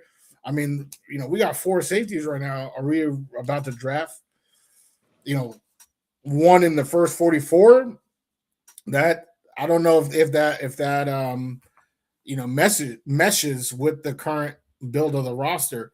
So I'm really looking at linebacker. I would say so edge, linebacker, corner, receiver, and the last thing I'll say is if they grab Kenyon Sadiq in 16, I'm doing a cartwheel. Like that would be a home run pick for me.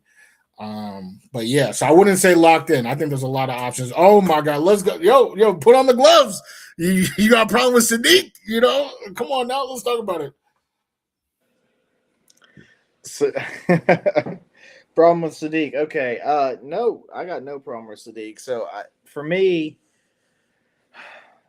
I gotta say, Billy, like I'm with you. Like that, those are the 2 positions that I'm locked in on most. Mm-hmm. And I feel like that's the way we're likely going to go, but you never know how the draft's going to land. So there's other players that I like, you know what I mean? Like Sonny, like you mentioned, Sonny Styles, you got Sadiq, like there's other players at other positions, and a team like the Jets could really probably just use talent just about anywhere, right? You could say, okay, if you draft a tackle, that's probably a wasted pick, and I might agree with you there to an extent, right? But guard, or center, because I'm not a fan. I'm not a huge fan of Myers. Josh Myers. Yeah, or is it Josh Myers? I think it's Josh. Yeah, Josh Myers. Yeah, Myers. you got it. You got Yeah. it. Anyway, not a huge fan of him. I think he's okay at best, but if he's the weak point on your line, you're probably doing pretty good. Like, that's the way I look at it. So you can go guard, you can go center, you can go tight end. I think Mason Taylor's a fine prospect. I think he's going to be a fine player. But he hasn't proven to me that he's some kind of stud number one tight end superstar yet. You know what I mean? Like, I think that he could be a very good number two. He could be he could be a good number one, or he could be like a solid number one that has another solid number one beside him. You know what I mean? Like not great, but like there's like two guys that both produce type deal. So to me, tight end isn't off the board. Corner's not off the board. Like, I know I defended Stevens last year a little bit, just mostly because people were just, oh man, they were so hard on him when we snatched him up, and I'm like, wow, guys, relax a little bit. But he's not going to be here forever anyway. And then AZ Thomas, like we liked what we saw last year, right? Yeah. But who's to say that he can replicate that? Who's to say he can replicate that? Who's to say he's not going to have a fall off and we're going to be like, ooh, yeah, maybe we need to move on? Or, even beyond that, like I said, Stevens is probably going to be gone eventually, or maybe you just want to have more depth and like move them up as the years go on, whatever. Corner, I don't hate that idea necessarily. Obviously, you could always use an edge rusher, especially if they're one that's super talented, right? Like, that's the reason we keep talking edge, because at edge at two, like where there's like three guys that everybody's like, man, like there's three guys that we're like, yeah, those guys probably deserve to be picked high. And then wide receiver, I think that's a given. Like, I like Adonai Mitchell, but I don't know if Adonai Mitchell is ready to be a number two. Look at this guy. Oh my goodness. Whoa. I don't is he going to be our number two receiver? Anyway, I'm just saying, like, wide receiver, edge are my number one. Like, those are my guys. Like, but I am not upset at all if we go other ways in the draft, because we have a lot of capital. We have a lot of ways to attack it, and there's maybe not a lot of top end blue chip type players in the draft, but there's still a lot of solid players in the draft. So, anyway, aloha. Love that shirt. Mr. Hey, when in Rome. Can you hear me? Yeah. When in Rome. Yeah. Hell yeah, man. Fellas, man, I just want to, thank you for hosting tonight, man. Can we get a round of applause for these guys? Like, oh, he's in here producing already. All right, you should have been here the whole time, producing for me. dude, thank you. I just wanted to call in, BS real quick, show you maybe a little bit of the view. I don't know if you'll be able to see it with my focus. Probably not, man. You can't see it. What are you going to do? But, dude, whoever you just highlighted, what was it, Billy? Yeah. I think he led with every single option there is. It's a good sign, right? It means we can literally do anything. I have been unplugged this week with the exception of Diana Rossini. That I couldn't Can't avoid that one. No. But I did see you guys were talking about Bailey being, a slow riser here at the end. I wanted to ask you, I'm not going to stay long. You guys are cooking, but I do want to ask you and hear your thoughts on if you saw the clip of Arvel Reese that went viral this week, because he was basically talking about how he had no real pass rush coaching at Ohio State. He kind of just went out there and let his athleticism do the job for him, and it was enough. What do you think that, like, A, do you believe that, for one? And, like, B, does that make him more intriguing or less intriguing for you guys? I'll say if that's true, which I'm not here to I'm not a polygraph. I'm just James WUDI. You know what I'm talking about. But if it is true, to me, that's more impressive and more intriguing. It's like, damn, like, yo, if that's what you were doing, like, all right, let's teach you. Let's and we got Carl Dunbar. Like that's like the perfect situation, perfect guy to go through the drills, like to really you're in professional facilities, professional equipment with one of the best in the game. And yeah, I would say that makes it way more intriguing. I would be hyped if I believe it.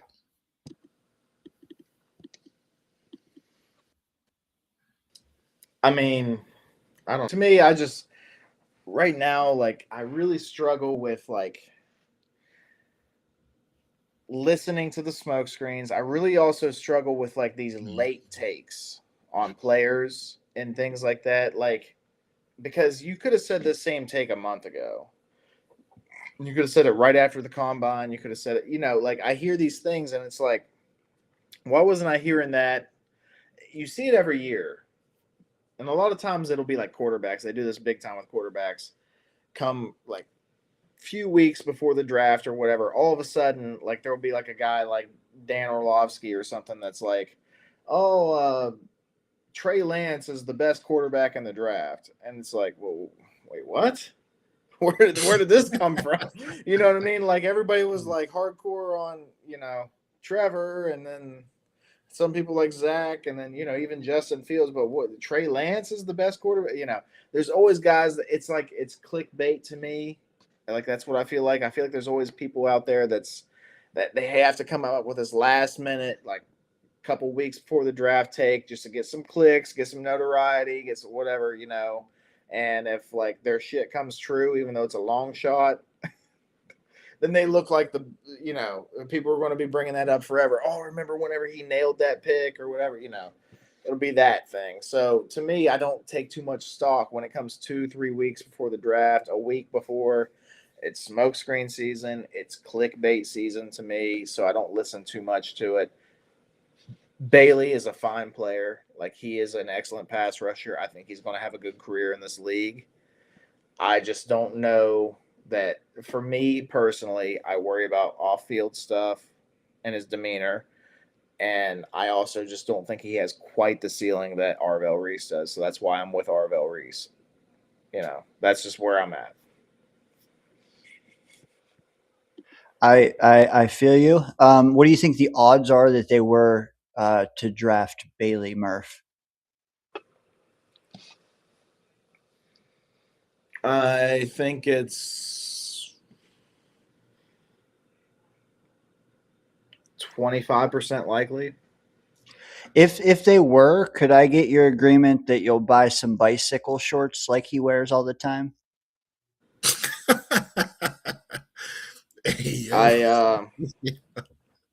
Yeah, I'm sure my wife would like to see me in those bicycle shorts. So yeah, sure, I'll buy them. If that's what it takes. But Daniel, can you answer that same question? Like, where are your thoughts at with Reese, and and you're I definitely want to know what you're thinking about the Bailey, out of the blue. Yeah, dude, appreciate it. I do have a little bit of time here before we have dinner. Yeah, dude, I think I'm okay with any of the edge rushers. I'm not gonna lie. Lately, the last month, I don't know if it's smokescreen or people finally watching film, but it does seem like a lot of the mocks I'm seeing has Bane like falling to 9 or 10. Is that because of him? Is that just a byproduct of people wanting other positions? I don't know. Short arms, they hate him. Yeah, Reptar, Reptar Bane, I think. Reptar. That's very funny. Okay. Hopefully my audio is okay, by the way. Perfect. It's good. Okay. It's not the Danger Zone studio, I'll say that. But yeah, I'm happy with any of the three. What I'm not happy with, and it could age poorly, but I'm not real happy with Tate too. I'm not. Like, I just think that there's so much other bang for your buck. Like, I would rather take Tyson at 20 than Tate at 2. I would rather take Chris Bell at 35 than Tate at 2. Like, it's not because those players are better than Tate, but it's just like the upside meets bang for your buck meets all, like, it's not just that, it's never just that. It's a whole algorithm. And that's why I'm not too enthused with a wide receiver at second overall. Plus, I think that puts it back to back with Garrett for extensions, like down the road here in like 4 or 5 years. We're going to be trying to pay both of them, back to back. And I just don't think it's the move. But whether we stick and pick at 2 or at 16, we come up or we slide, I don't care. But what I will answer, like, and I don't want that to be a cop out. I want to give you something, but like, I really don't care. Like, you come up at 16, you go back at 16, whatever. Muji, though, I have a feeling he's going to be sliding a tad bit, man. He'll pick his spot to come up, and for a reason, I think. I don't think it'll be for a quarterback, but I think he might take a stab. But dude, he's going to play the board. And if a run on receivers goes and there's all kind of other players available, he'll come up and get one. If the board stays the same, he'll stick and pick. Or if, all of a sudden, would you guys say tackle we don't need at all? If tackles start going, bro, and like guards, and he's fine with our guards, or tight ends go, and he's fine with Mason Taylor, we could see him say, hey, Pittsburgh, come up, get Ty Simpson or something. We'll slide back to 21. I think he's going to be, I think, plugged into how the board falls, not what our roster needs per se. And I want him to be like, everybody's doing mocks based on need. I don't think that's the move. I think teams that are that close to winning it all should draft based on need. As far away as we are, get the best damn players. So what does that mean? I don't know that means he needs to come up and get the guy. I think he can stick and get a guy that can be our guy. So I'm sorry, Billy. I don't care. I think that I have to forcefully trust in Murphh. And I don't know. I don't mean to keep going, but like, bro, he has proved to trade very well. We got to see more, though. We got to see more. I mean, it also wasn't hard to pick players last year when the team was as bad as it was. I want to see our team get better and Muji still be this good. Like, because it's one thing to be a GM for a team that's like expansion level. It's another to, again, what I was saying about drafts, like switching your mindset to drafting for need then and trying to take that team over the hump. It requires a whole nother set of skills. So pause the statues. He's been great so far, but he's got to be great in everything. And so far, it's been a little one-sided on his greatness. Yeah. Hey, that makes sense. Time will tell everything. It's just like with the Glenn stuff. Like time will tell everything. We have to, and I know that's not a strong suit for us Jets fans, but we got to be patient and see how things play out, and then we can make our deductions. You get 2 years of these guys in, you can have a stronger opinion than after just 1 year. So I got to point this out, guys. I dropped the link in the chat. I'm probably calling this about 11:30, maybe a little bit after. So if you want to call in and make a point, now's your chance. Like I said. Also, I want to bring in this thing because I know we were talking about the David Bailey stuff a little bit ago and the late takes. I brought up the late takes. Our guy Boy Green is in here, and he is devil's advocating me. Okay. I see you do it to WUDI all the time. Now I'm the recipient. Okay. All right. Let's see how this goes. All right. He said one explanation for the late takes. Insider Albert Breer, which Boy Green, if you guys don't know, is pretty plugged in. Check out his show, Boy Green Daily, and so on and so forth. Explained he doesn't get deep into his sources with NFL teams until 2 weeks out from the draft. So it sounds late to us, but it's really people catching up. Pause. Okay, I understand where that makes sense, because that does make sense. But also, I can also rebuttal that and say, by the time you're getting to your sources, they've already cooked up smoke screens. They've already cooked up the BS, you know? So, or they've already gotten bored with their takes. They could have been Arvell Reese, Arvell Reese, Arvell Reese, Arvell Reese. And You now know, you're looking fuck like it. AG. David Bailey. Give me some Bailey. You know what I mean? Like, like that's how it gets. We all get burnt out, even the analysts, you know? So to me, that does make sense. And maybe that's the case, Boy Green, and I'm full of shit.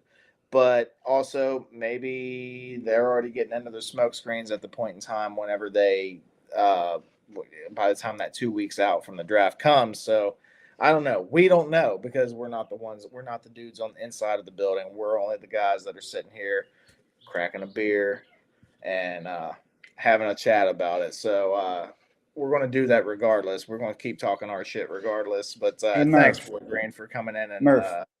throwing a devil's advocate at me. Leave that comment up. I wanted to just rebuttal it and ask, you know, Breer is saying that. Do you think Mike Vrabel can say the same thing, though? I mean, if Mike Vrabel is talking about, you know, an insider and somebody being late, then I think he need to go to, you know, Walgreens or something. You know, I think that's a different conversation than what we talking about. We're not talking about the same thing. Oh no. Mike Vrabel's pulling the Bill Clinton. I did not have relations with that one. That's what he's doing. Yeah. But no, you brought up a really interesting point actually with a pick and player combination that you really wouldn't like. Before I continue, let me go ahead and co-sign yours, Dano, that I would be upset with Tate at 2. I've already said my 4 I'll say them again because obviously you weren't here. The 4 names that I would be just ecstatic to hear. Number 2 overall, Arvell Reese, Sonny Styles, David Bailey, Ruben Bain Jr. I just want to throw another one, and then Murph, I want to hear, you know, yours. Like if you have one, not like Ty Simpson, like, you know, just a different player, like a player and pick combo. Because mine, who I'd be really upset about, and you know, we're talking about all this Bailey stuff. Well, you know, the other pick that Peter Schrager said in his mock draft was Omar Cooper Jr. at 16. And I'm not a big fan of that. I'm not a big fan of that. It looks like Dano's not a fan either. So, you know, I feel like there's no way that so many players are off the board that's like the best player available. I cannot see that. I really cannot see. If I need a new prescription, send me referrals. You know what I'm saying?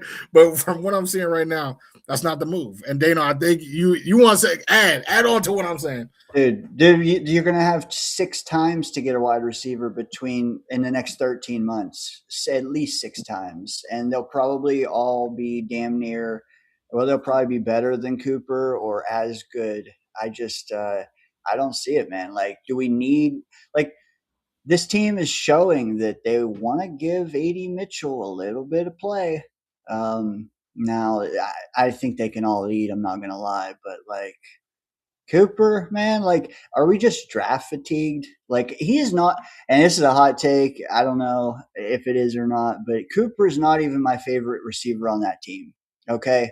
And what does that make him in this draft? Is he wide receiver 3? Is he though? Is he wide receiver 3 in this draft? Like, I hope no. Hell no. Yeah, and I don't want him to be top 5 or like I don't think he's top 5. Like I would take Concepcion. Like you know, give me Concepcion. What we need is someone who knows how to create separation already, and that's one thing I've gone on record and saying multiple times, bro. Like any Jet that we've seen create separation was doing it before they became a Jet. Garrett Wilson, Elijah Moore, we have not been able to help anyone. Like Malachi Corley, it was like, yo, like he's all this, after the catch. Like, all we got to do is work on his route tree. Where is Corley now? Like, we cannot develop nobody's route tree. Denzel Mims. No, I need them to create separation now. Casey Concepcion, one of the best already at doing it. And that's my fear with Cooper Jr. They're talking about Deebo Samuel. Deebo Samuel be catching screens 60% of his receptions. I don't want none of that. I need somebody who can create separation in the open field. And, the top three can do it, right? Tate, Tyson, Lemon. Concepcion can do it. We got a couple other guys. Chris Bell was a great shout out at 33, right? 35 if we trade down or whatever. But Omar Cooper Jr. at 16 would make me upset. All right. What's with y'all on the Omar Cooper slander, okay? Like, come on. All right, maybe he's not third best receiver in the draft. Like, okay, I could probably give that to you. Maybe you could throw Tyson, Concepcion. I do like Bell. Obviously, you worry about the injury and so on and so forth. But there's guys out there. It gets a little muddled. To me, it's Lemon and Tate. And then, like, there's a group of, like, 5 guys that are all, you know what I mean? They're all, like, right here. And it's just like you take your pick of the litter. Not all 5 of those guys are going to be studs in the NFL. I'm just telling you right now. Like, 2 of them, maybe 3, maybe only 1. We don't know. So you take your pick of the litter and you go with it. But I do like Cooper. At 16, at first I didn't like it. But it's like the Thieneman thing, right? With me, for the longest time, it was like second round. At 33 or the next pick for us, I was like, Thieneman and Cooper Jr. Those were guys that I had in that slot. And then when they started getting hype, and all of a sudden now people are looking at them at 16. I'm like, this doesn't look right to me, right? You know what I mean? Because I had in my head I was so locked in on round 2 for those guys. But if they're good enough, they're good enough. You don't overthink it, right? Because if they have the hype now, it's too late for you to sneak that second round pick and get that guy because somebody else is going to take him at 20 or something, So take them at 16. If they're good enough, you take them. That's the way I look at it. So if Cooper's good enough, take them. But yeah, there's some other names on there that I like, WUDI. Like you mentioned, Chris Bell, Concepcion, like he's solid. Like, there's some other names there, but Tyson, it's mostly just the injuries I worry about with Tyson. MetLife turf is not going to be his friend. I don't know. So, yeah, I'm a Cooper at 16 guy. Like, it's not my favorite pick, but if we picked him, I'm not going to be like, oh man, So that's just the way I look at it. Anyway, I got to bring in. We got people popping in like crazy. I dropped the link in the chat, so let me at least bring one of them in. I'll bring the next one in here in a little bit. We got our good buddy Johnny Boy, aka one half of the JWW. Yeah. What's up, Johnny? You got any immediate thoughts on what we've been talking about? Yeah. Shout out to Murph, my guy WUDI, and Dana looking fresh to death over there. My man looking very Cubano over there. Hey. So straight pop. So yeah, that shit was fluorescent as anything, man. So it's the Tate conversation. And it's what Dana was talking about. So I've been on team offense for a while. The reality is, I don't think that's going to happen with the second pick or whatever. I think that we're not sticking at 2. I think we're going. I think Moji's going to be working a lot, man, on that night. But we'll see. But if Tate is the best wide receiver that they're saying, why not? And especially if this is a deep defensive draft class that you could potentially get, because the only person that I heard that has that generational tag is Caleb Downs. Other than that, I haven't heard it from any other player. They love throwing that generational tag on just to anybody and everybody. Sonny Styles? No, you ever heard that about Sonny? Like his comboing? No. Oh, I mean, I love Sunny Styles. Dude, you should speak to me. mean, You'd be Sonny hearing it Styles is every day. beast. But dude, I just wanted to get you guys' thoughts on that, though, right? Like, I mean, what if they end up going? Let's just say take 2. They go Vegas 16. Like, you guys are going to be upset at that, or Yeah, I was not gonna lie. I would be sick. I would be ICU. So I would be hurting. Yeah, I would. I don't know like how we haven't brought him up yet. Thank you, Johnny, for bringing Vega into the conversation because he deserves to be in the conversation. Like he's a good player, right? Arguably the best offensive lineman in the draft. You know, I mean, one could argue that. So Vega, like offensive line, we're like, oh god, we've been spending so much on offensive line. We just drafted a tackle in the first round last year. Well, guess what? We have 2 freaking picks this year. All right, so we can do it again if we want to. And we just lost not 1, but 2 guards, and we signed Dylan Parham. Like, okay, okay. I mean, maybe that works out. I don't know. I really don't. You know, has he been solid? I guess he's been okay. You know, but does that mean he's going to be okay with the Jets? We don't know that. So if you want to go Vega at 16, I'm not fully against it. But it's like with the Cooper thing. Maybe that's not my favorite pick at 16, but you know that's an option. Any thoughts, Dane or Woody? Yeah, dude, Venga Yowane, baby. Gimme. Actually, my pecking order, and I think I need to hear Murph's before the end of this show. It's 16, Lemon, Yowane, 1A, 1B. Number 3 is Sadiq. All the other receivers can take a seat in the back. Dude, Yowane, hey man, that's long-term O-line. Like we could keep getting, hitmen guards and hitmen centers, but like this O-line is not going to be dominant that way. I really don't think it is. You got to take it. You got to keep going with it, man. And dude played with Fashanu at Penn State for a year. There's familiarity there. Fashanu, I'd like to get even more out of him. Yes. Maybe adding his partner in crime next to him is the move. And, Parham, I don't know. I say Parham on the bench with Mitchell, and we ride it dawn, man. Let's get Yowane, man. Lemon is the one guy. All bets are off. No Sadiq, no Yowane. If Lemon's there, you're taking him.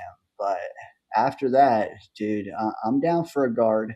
And WUDI said it too. I want a corner. Brendan Stevens sucks, man. Like he'd be a great 3. He would be a good 2. He is a cheeks 1, man. Yes. Beautiful said. No, that's beautifully said. Yeah. I definitely agree. I mean, come on now. We got Boss Girl and I agreeing on takes. That's how you know those specific takes are, on point, because we don't agree about nothing.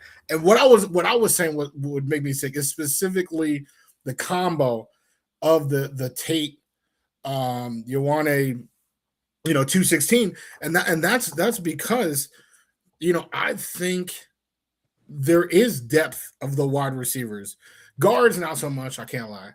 But Pregnon, we can throw Pregnon in there. But like the gap between like what Arvell Reese's ceiling is and like Akeem Mesidor's ceiling, or like you start moving further down, right? And we're talking, Keldrick, like when we start talking about names like that, like their ceiling isn't anywhere close to a Reese or a Bailey or a Bain, where in my opinion, Tate and Lemon, their ceiling is way closer than the Reese Folk ceiling. So that's why I'm really, really big on getting one of those edge rushers or linebacker in Sonny Styles first, because obviously offense was a problem, but I think the biggest problem of last year was already improved mightily by getting rid of Justin Fields. Like, like Geno should be able to throw the football to people, and like the offensive line as is can protect him. Brees Hall is right here, right? Garrett Wilson, AD, Mason. Like, there's a lot of things. Like, I don't think that need is as big as the defense out here. No one like we need Charlie boy. If we don't get an interception in the first 3 weeks of this season, I'm gonna lose my mind. Up in here, up in here. You know what I'm saying? Like, I need defensive reinforcements in the first round. It doesn't have to be 2 and 16, but one of those, whether we're getting Mansour Delane or again one of those edge, we need somebody. And then the other pick can be offense. Yeah, sure. But I think, again, just by having a willing thrower, the offense is going to look way better than it did last year. But that's what I'm saying. So, like, the only reason I say that the Tate conversation, because you would essentially be getting like the best out of all the wide receivers so far. Was what they're saying is Tate, right? Then you're gonna get the best guard. I would even want to say, why don't we go in and draft a center? Murph, Dano. I mean, I've been rocking with you guys in the draft forever and a day, and I was constantly saying Zach Zinter. Right? You guys remember? I was pounding the table for the dude, and we wouldn't be in the positions where we're at right now. I was constantly talking trenches, and we never went that route until it was too late, and then we had no choice to do that because we were having turnstiles that were playing on this line, and we thought things were going to be different. But you could have had times like you could potentially fill this entire line for years to come. And what I'm talking about is you're getting Vega, maybe getting a center in the later rounds that, we keep talking about, and you're set for a while. So, yeah, Woody, I get the whole interception stuff, right? But we've been living defense for how long with the New York Jets? And it seems like the NFL, isn't it now the offense? Dude, if we're in a shootout, I don't know, let's just say like, it's up in the 40s in points and we win by one. I don't give a shit if we didn't get an interception as long as we keep winning games. And my hope is that the offense get put up there because I do believe in Mason Taylor. I think there is something there with him. I would love to pair him with the Sadiq. I think that shit would be a crazy cool tandem to have out there, something that we haven't had in forever and a day. But is that really going to happen? I don't know. But I know that, dude, I love, by the way, they know I do love Lemon as well. That dude, he gives me Steve Smith vibes all day, every single day, man. So I just think that dude is fucking just wanting to knock somebody's block off. But I just want offense, man. Like, you get the line better. That's going to help Brees. And then Brees, maybe they start utilizing him the fucking right way, and he'll end up being happy. And start putting all these out. I'm always gonna come back to Brees. Yeah. Okay, so I'm just saying, but I don't know, man. Like, I think get what you guys are you coming from, because this is a pretty deep wide receiving draft, for probably like a, I don't know, wide receiver 2, wide receiver 3. There's far. I mean, I don't know, man. The Jordan Tyson conversation is one that I'm scared of. That dude, bro.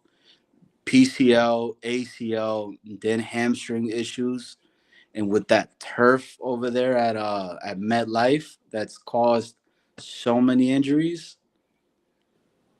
But people are comparing him to Justin Jefferson, and the guy who said that was Dom C, and I trust what Dom C says.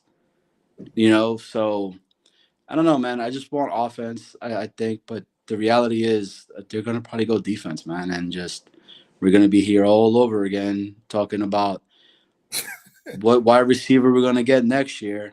I just don't think the offense is as bad. That's all I'm saying. Like, I feel like the offense is actually like kind of in good shape. We just didn't get to see it because Brady Cook couldn't cook. Justin was afraid to throw, but like the offensive line is good. Like you want it or not, they are good. You know, Garrett is a fantastic wide receiver one. AD, we're gonna get another receiver if that's Concepcion, like that's still good. Mason is like I think the offense, like you can see an NFL average offense. Hey, Assuming we'll get a receiver, that's not Tate. Just to back up your point real quick, 10th in rushing yards last year. I think we're tied for 10th, but still, Mm-hmm. you know, obviously we were not going to be anything but in the late 20s or the 30s when it comes to passing when you're starting UDFA at quarterback, you know. But I'm just saying, like 10th in rushing yards, so like there was something there, and that's probably that line. That's probably a little bit of Braylon, a little bit of Brees, a little bit of Isaiah Davis. You know what I mean? I shout out all them guys. I'm not singling any of them out, saying any's better than the other. We're not getting into that debate, but I'm just saying, like, the three-headed monster, sure, like they're doing it with that line. Now we just got to figure out the passing, right? And Garrett got hurt last year, so that was part of it. But bring Garrett back. Adonai Mitchell showed a little promise. Get another guy in there, whether it's Sadiq, whether it's another receiver. But yeah, I started droning on. I meant to just point out the fact that, hey, 10th in rushing yards. Go back at it, Woody. Well, no, I agree. Like I think that's what I'm saying. Like I feel like you have a willing passer, you have an offensive line, you have a rusher. I saw Oscar's comment, right? Like I think our defense has been historically rather solid. Well, I mean, historical is not helping us right now. The defense stunk. Like it stunk. The first team in the history of the NFL. We had one turnover all season and no interceptions. Come on now, like we need to fix that unit. Like I think because the offense has always stunk and there's been issues, they've built a line. We have a dynamic running back in Brees Hall. We have Garrett Wilson. We have Mason Taylor. Get like another pass catcher because I believe in AD can be 1, 2, 3 or three like he's a top 3 receiver on a team. So you get another pass catcher in there, and I think you have right there. You have an average or above, like a top 16 NFL offense. Defense, we need more help. Right now, I cannot say we are an Arvell Reese away from having a top 16 defense. I can't say that. So that's why I'm leaning defense. Because I actually like what exists on our offense. I feel like we're one pass catcher away with a willing thrower in Geno Smith. He's going to throw it to our team and the other team, and I think we have a top 16 offense. We don't know where it's going to land. He's going to throw it though. Exactly. But that's what I'm saying. Like you're saying, like the line is good. I want to get this line to great. And I feel like there's some stuff that are there that could get us to that point. I mean, do you guys are all in belief with Josh Myers at center? Like, Vega's not going to impact that. But if there is one of the 5 I would replace, it's him. Yes. So it's what I'm saying. Like, I don't know. I just want the offense to be fucking rolling and dummy proofing it. And these guys have time to be together. So then when we get this quarterback, if they're 2027 or whatever that they're doing, or Jeremiah Smith comes in here as well. And these guys have been rocking with each other for a while now, at least a good year under their belt together, gelling. And we're seeing scoring points for a while. Like, I don't know. I mean, maybe it's me being just fucking bro. I'm tired of seeing, games and it was 13, like fucking 6, and you know what I'm saying, 13-9, and that Denver game, bro. That Denver game was horrible to watch. So, but hey, I know you guys got other people, man. Murph, is always a pleasure. You're killing it, man. Hey, Johnny, hold on.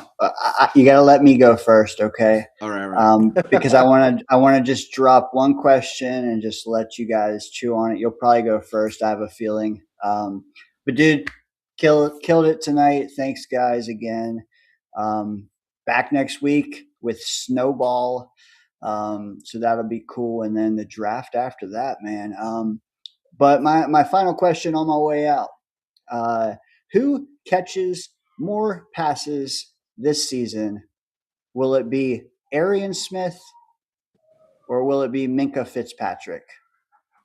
Oh, during a game? Oh, All right, all right, that's a tough question. all right. Dane, appreciate the just ludicrous question on your way out. Enjoy your loud shirts and your even louder life down there in Hawaii, buddy. Oh yeah. Love you, man, and I can't wait to have you back on next week.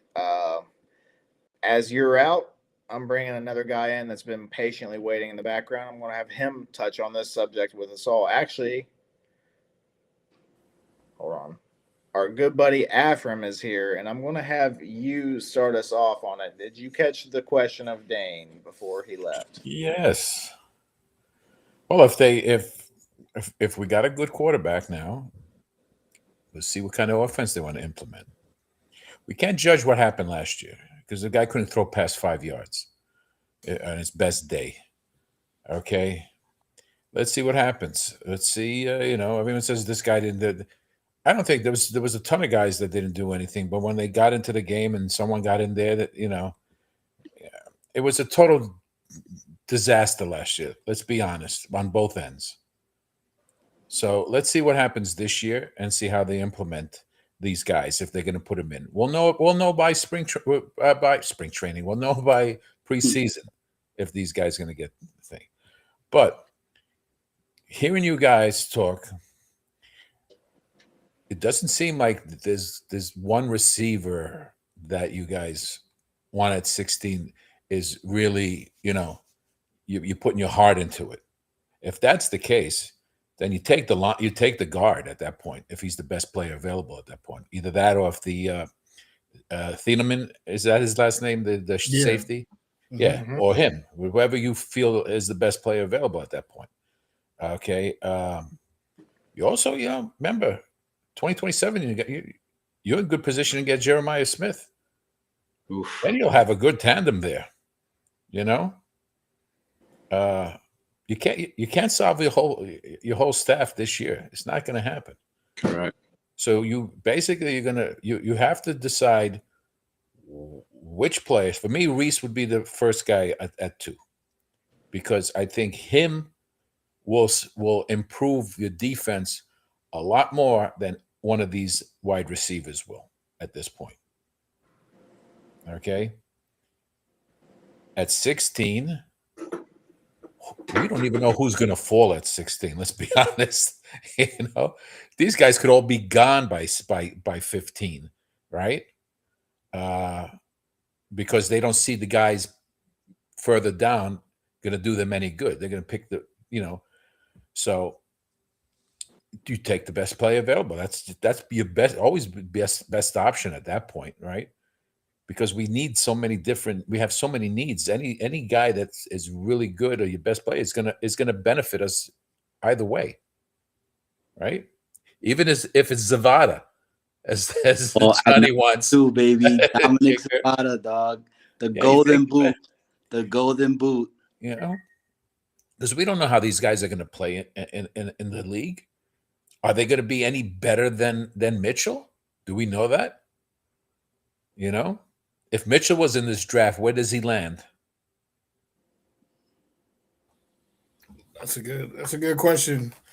Not watching him this past season, but based on what he was projected last year, or the year he was drafted. You follow me? Yeah. No, that's what we're doing. We're projecting these guys to be somewhat capable. I don't know where. Okay, I don't know where you started listening, or if you've been here the whole time, Afram. But I mentioned. No, I came late because I was out. I was like, hey, it's like Tate and Lemon, right? Those are the guys right here. Oh, your top 2. And then there's like 5 guys right in this, like, you know what I mean? Like there's a step down, and there's like 5 guys, and that's how I look at it. I think Ad and I would be right there with those 5 guys, like somewhere in that mix. And would they be first rounders or second rounders? Those 5 guys? They're all I think they would be Borderline late first. second.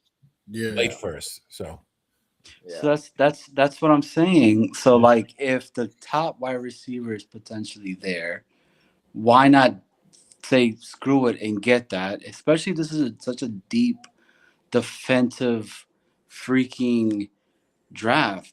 You know what I'm saying? Let's get the best wide receiver, the best guard.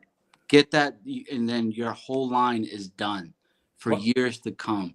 Then, But it's not, because we need a center. Like, we have a guard. We have two guards. We have Joe Tippmann, and Parham actually was better than John Simpson. Like, he is an upgrade from John Simpson. I'm not saying that Vega wouldn't be an upgrade from Parham, but like, we have him for 2 years. Like, we have a plus starting caliber guard, 2 plus starting caliber guards.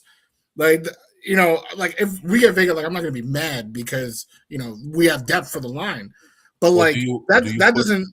A center would solidify the line for years to come. That's but what if you take Vega, do you move Tippmann as center back to the center? Would you not do that? Because Tippmann would that bother you? Right? But I mean, injury. He has some snap issues. He did. Yes, he had some. You know. Do you find him to be a better guard than center? Yeah, I think he is. I think at this point we can say that, right? Wouldn't we all agree? That he's a better guard than center? Yeah, I would say that. To be a better guard. Yeah. Now, the centers that you can pick, you could probably get in the 4th round too, right? That's my point. That's what I'm saying. Jones, who's the other guys? Carmen or something like that. There's like a few. I can't, because I literally just talked about them earlier. They're about all around the same range as far as talent, and then it drops off a bit for the after the first 3 guys. Yes, Dawkins from Penn State. Nobody's talking about him. He's another one that's there. So check him out. He's a center. He was a center for Penn State. He's a good dude. But that's my whole take in regards to that. And Arian Smith, easy, okay, because it's Arian Smith, right? He's gonna be a dog, okay. He was not utilized well last year whatsoever. He might as well be Jaden Smith. When you were talking about separation, he led all the wide receivers in separation. Well, let's see if he can separate himself from the bench. I have no faith in Arian Smith. We're trying to get gold out of stone in this draft. This is a weak draft, and from what I hear some other guys, analysts, maybe 20 out of 20 good players in the first round. Everything after that is mediocre at that point. So if you could land two starters in the first round, that's awesome. You know, because you don't know what you're going to get in the second round. Even though we have 2 picks in the second round, we don't know if they're going to be starters. But if you can get 2 starters at key positions in the first round, you've improved your team quite a bit. Do you do recent styles? If there's somewhere, listen, I'm a realist. It ain't happening. You're going to get one guy because the other guy is going to be gone. You're not going to move up that far up to get to. It's like everyone says, we're going to need the draft picks to move up next year to get the quarterback. Well, guess what? The team that's picking 1, most likely is going to need a quarterback. So you're not going to give up. Just like the Raiders are not going to take, any 2 first rounders to give up on Mendoza, right? They need a quarterback. The coach is waiting for us to give up all our draft picks just to take the guy that they need to improve their team. It's as simple as that. That's how I look at things.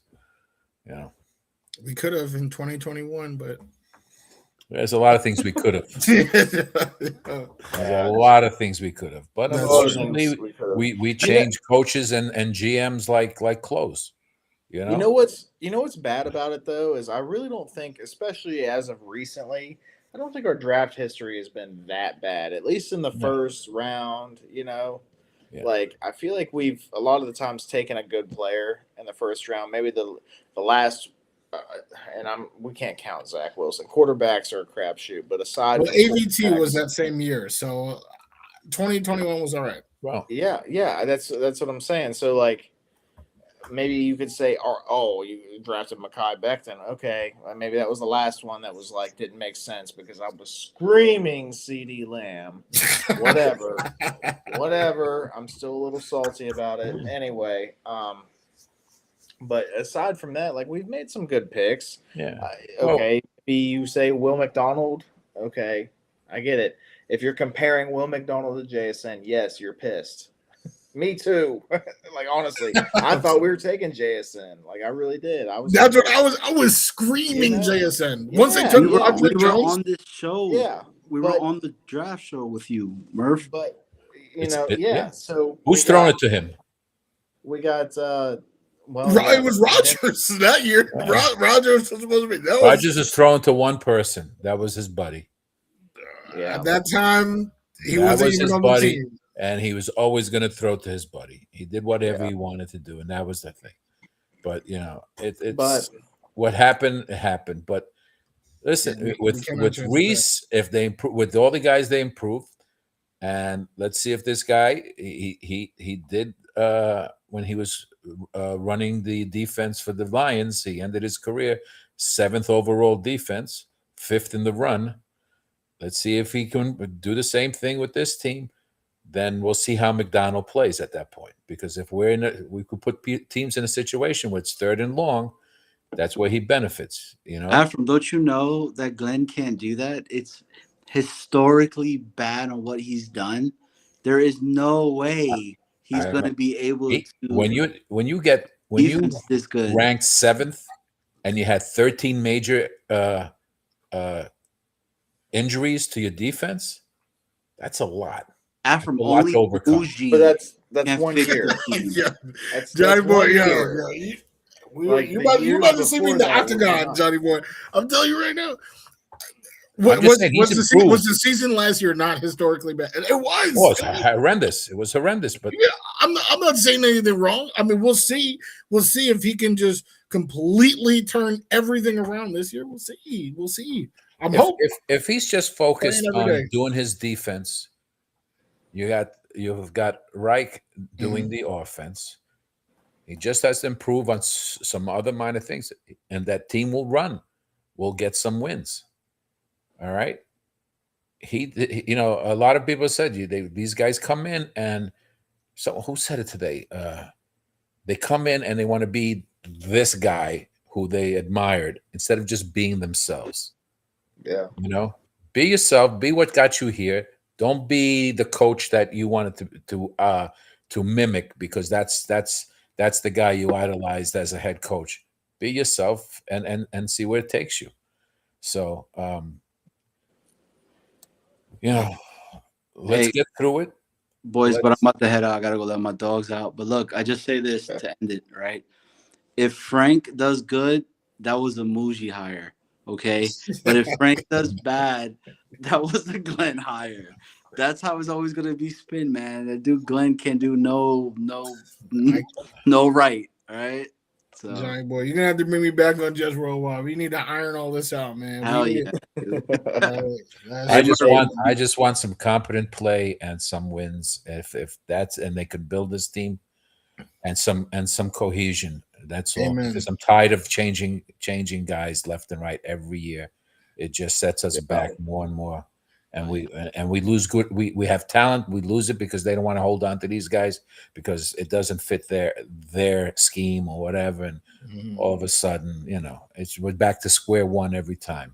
Well, Murph, you were killing it tonight, man. Dude, holding it down while he's over there drinking some Mai Tais and having some beautiful weather. While I'm still in a hoodie and as brick as anything over here. It's gotten cold. Well, yeah, WUDI's gonna be warmer this week, so always a pleasure, man, with you, dog. Always got to break your balls a little bit, man. And Afram, Dominic Zavada at number 2, no matter what. No matter what. Guys. And Diane Rossini at number 1. Oh, jeez. Yeah. They're just friends. Good friends. Yeah. So We could do the Glenn thing forever. Honestly, it really just. It ain't changing. Just go with it at this point. Let me just spin it this way, because I've been on the negative Glenn side there for a while. Let me ask both of you guys, and Woody, we'll start with you. Is there going to be an improvement on this defense? Just yes, no. Like, I mean, you can get into it, but like, is there going to be an improvement on this defense with Glenn calling the plays as compared to Steve Wilkes last year? I will be terrified if there's not an improvement. I mean, because you also improve the personnel, like Minka Fitzpatrick. I hated that they got rid of every player that was over the age of 27. Every time that they got rid, I was like, what are they doing? You need vets to have a good team. And Minka Fitzpatrick is one of the best. He was still, top 6 in his position last year.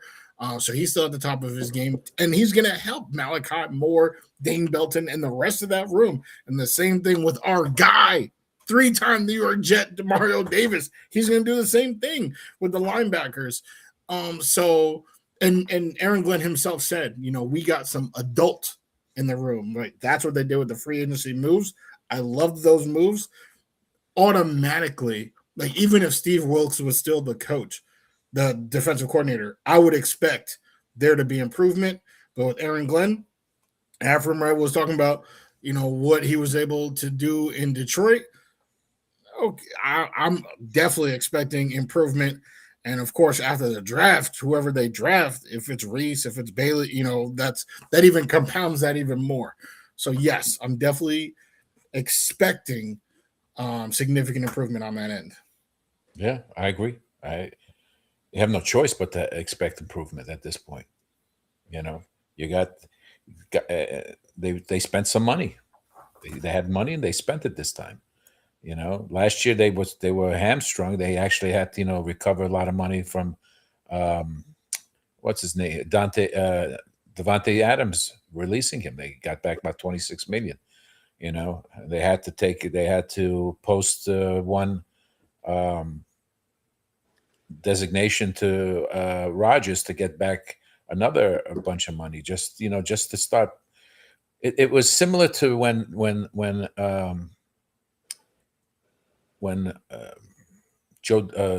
Douglas came in and he inherited that team with a lot of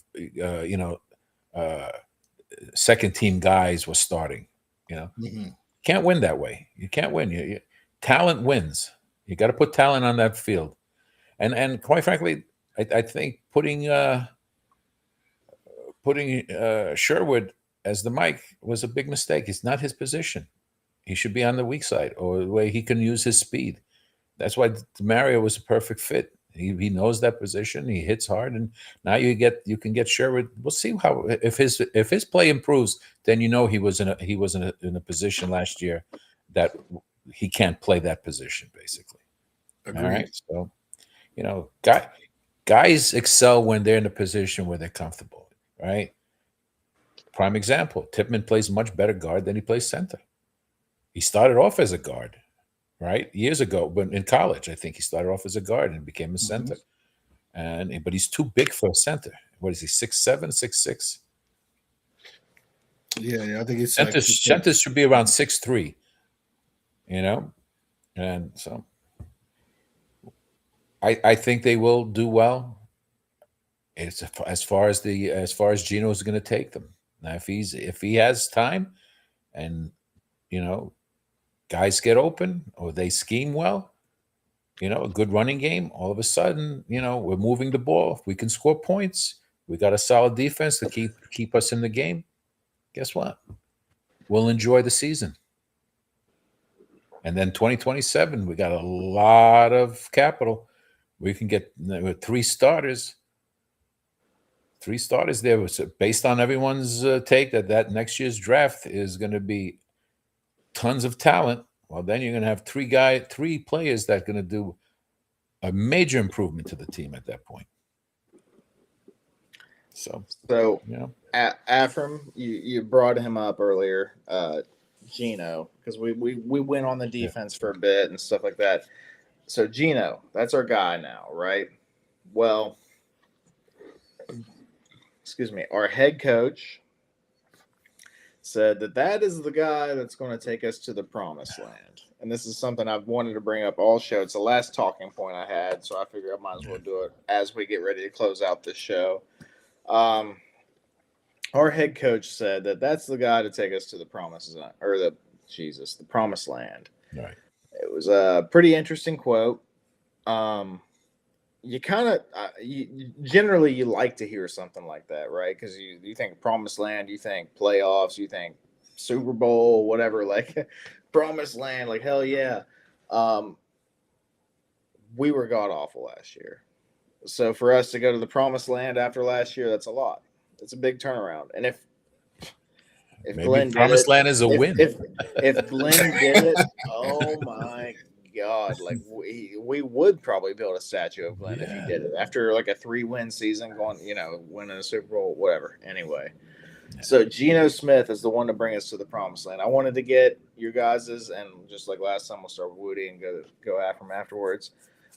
Get your thoughts on that quote. How do you feel about it? How do you feel about Geno in general?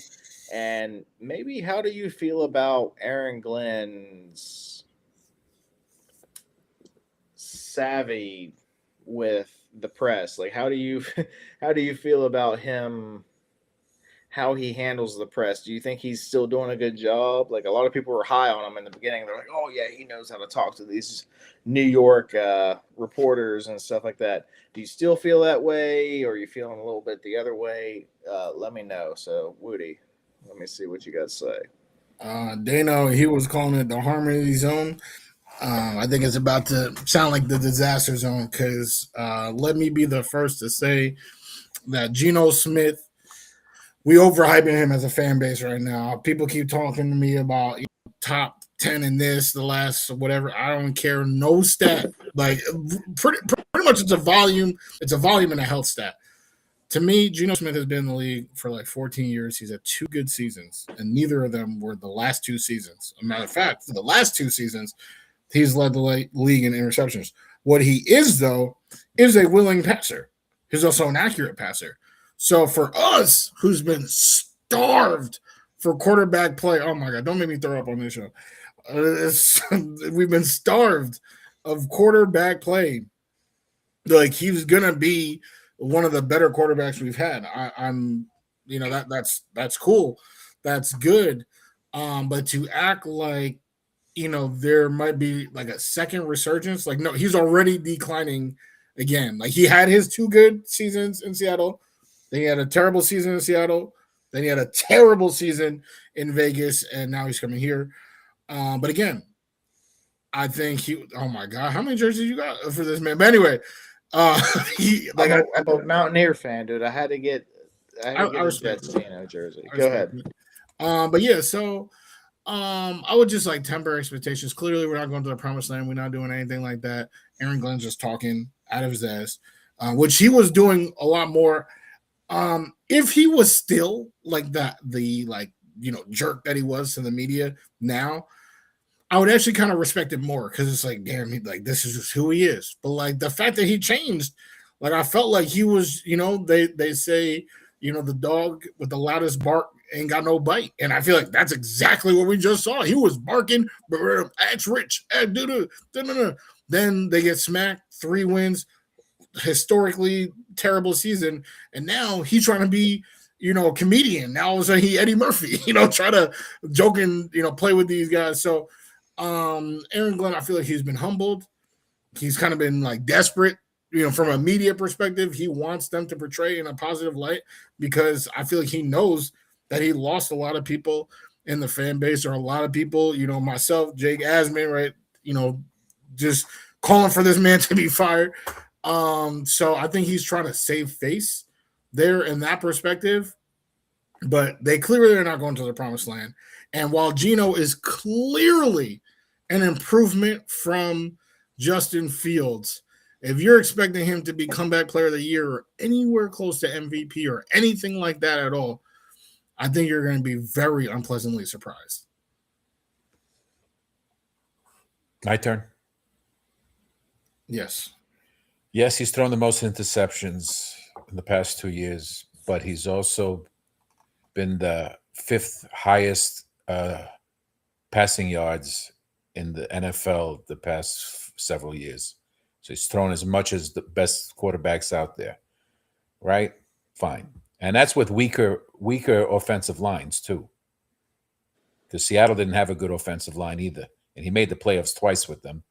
Last year was a total disaster. I'm not saying he's the golden child, but with time, any quarterback has time to throw, he'll throw it.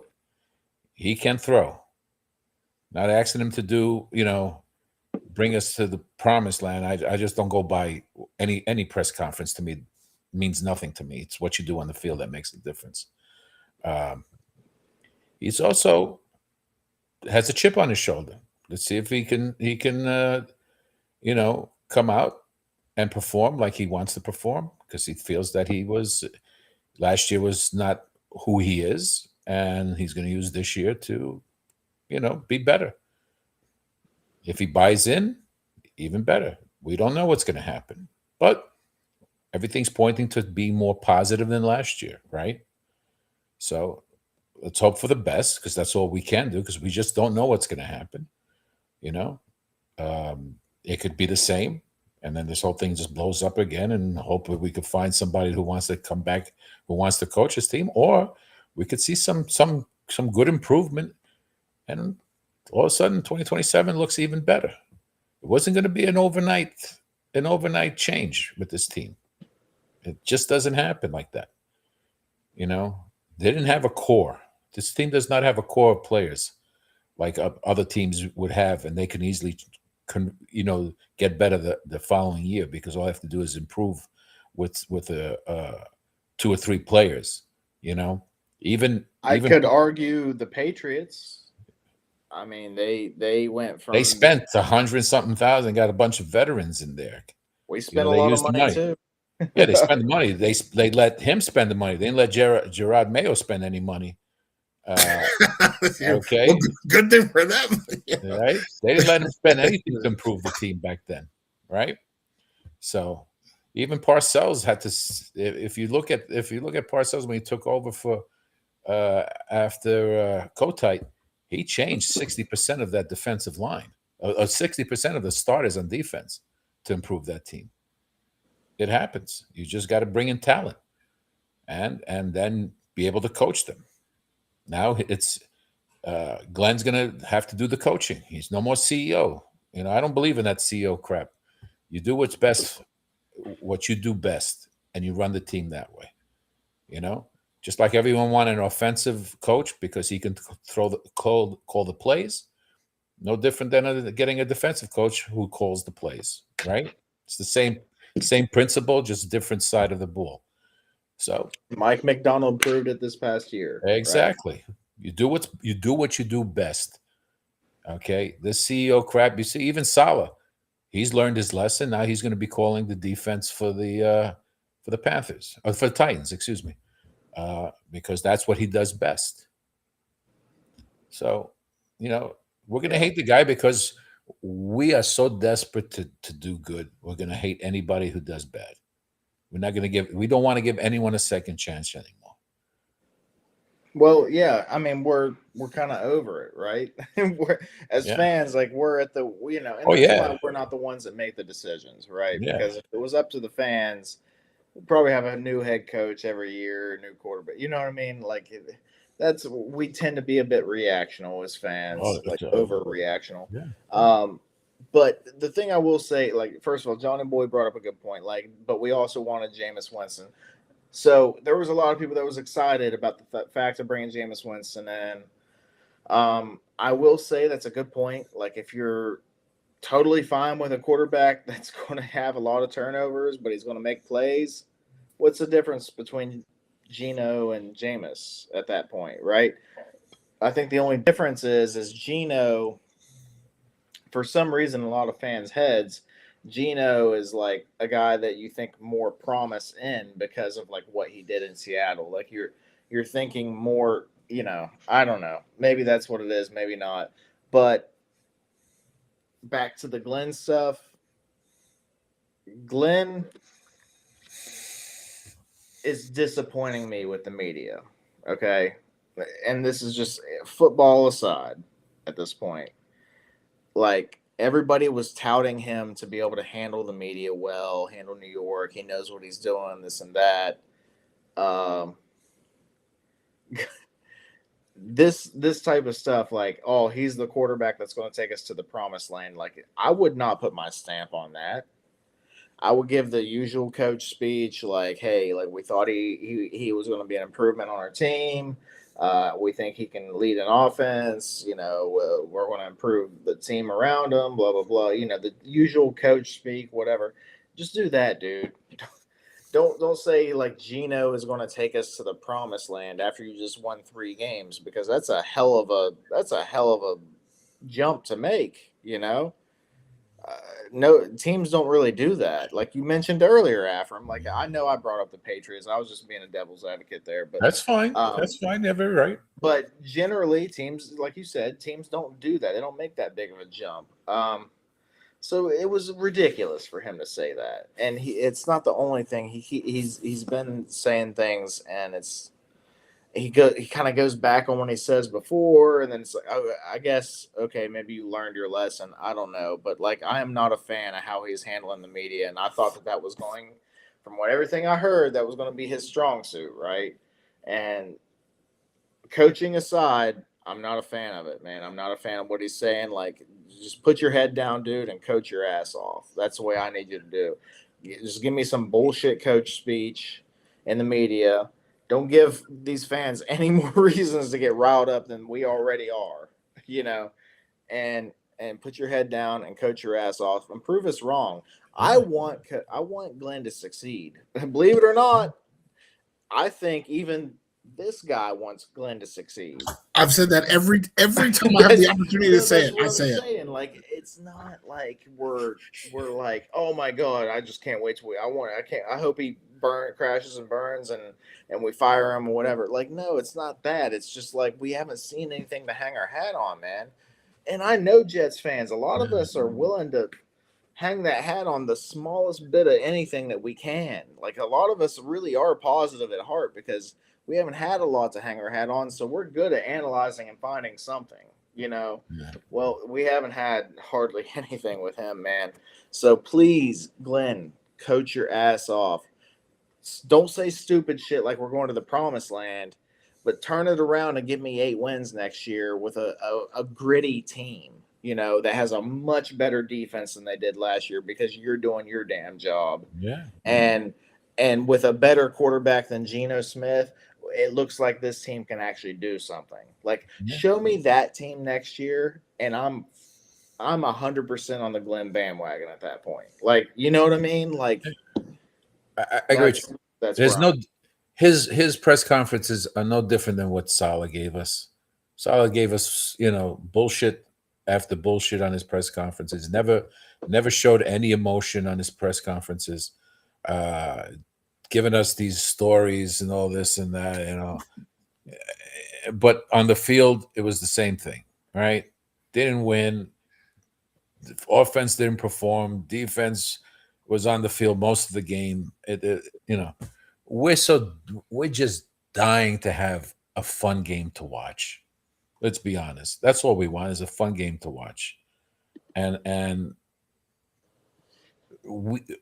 we're just desperate, man. We'll take anybody who can throw the ball. That's why they want Winston, because we knew he was just going to throw it down the field. Because we want to see that. They want highlights. They want highlights to watch. To throw it downfield, hit Garrett Wilson on the bomb. You know, let's get that. You know, like we see in between plays, they go, oh, this. You know, it's like watching the red zone, right? Every play is a big play. We go to this game and then it's a big play. We want to enjoy the season. We're just tired of losing, and looking like crap. So preach. That's it. And poor WUDI, you know, he was like on a witness stand when you told him even WUDI wants to win. He could tack that mic with his entire body, as if, yes, I've been saying this. I've been saying this. You know, Yeah, I mean, Yes. 'cause it's the truth. Yeah, It is. you know, we all want our team to win. yes, Okay, we all bottom want our line. team to win, and quite frankly, even if we get this guy, we'll get this guy. We don't know who. You know, they fired how many guys first year? We don't know what's going to happen with the teams with the new head coaches. They could be even worse than before. Okay, let's see what happens every year. Oh, this guy's going to do so good. This guy's going to do so good. This guy's going to do so good. Okay, you know. We wanted Todd Monken. Todd Monken's now in Cleveland. Let's see how he does with that team. You know, see if that becomes a juggernaut of offense on that team. Right? Harbaugh, let's see what he does with the Giants. He's already got his defensive tackle who wants to leave. It's his best defensive player. It wants to leave. So I don't know. I could only worry about our team. I ain't worried about what he says. Maybe time for Spielman or Woody to tell him dial it down. And this last press conference, he was that 30-minute job that he did. He was more amicable towards the press. Definitely. He just believes the team, or he wants to show that to his players that I believe in you guys, and that it. I don't take the press conferences. Like I said, it's what you do on the field and how your team reacts to you is what's going to make the difference. And if you start winning, no one's going to give a rat's ass what you say in a press conference. Facts. Okay, you could say whatever you want because they cannot write anything. And if the press will write anything you want, okay. But if you're winning, if you say something stupid, no one's going to really care about that stupid line. You know. Well, that's like just with this Rossini stuff. Like if the Patriots go like 13-4 next year, nobody gives a shit. Right. Nobody gives a shit about any of it. But I guarantee you, what pisses me off with that is that if Aaron Glenn was caught with another female reporter, Rossini would be all over that, and the Athletic would be all over that. Absolutely. Okay. Definitely. And there would have been a big story. They would have made hell over it. But now they're covering their ass. Okay. And they talk about, oh, they were just they're just friends. First of all, you're all there for the owners' meeting. Why are you staying 2 hours away from where the owners are staying and everyone else is staying in a private area? All right. Why aren't you doing your job and talking to all the head coaches and all the owners? You know, why is it one person that you're talking to? Why is it going to be, Rabel? There's a bunch of shit, but they protect their own. Simple as that. But and a lot of people are now saying that it's her husband that hired the private detective to spy on them. You know who her husband is, right? No. He's the president of Shake Shack. He's the one who started that. Oh wow, man. Yeah, That's he's crazy. a millionaire. He's The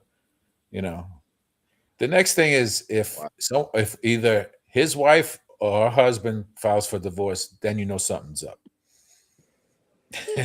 That's gonna be.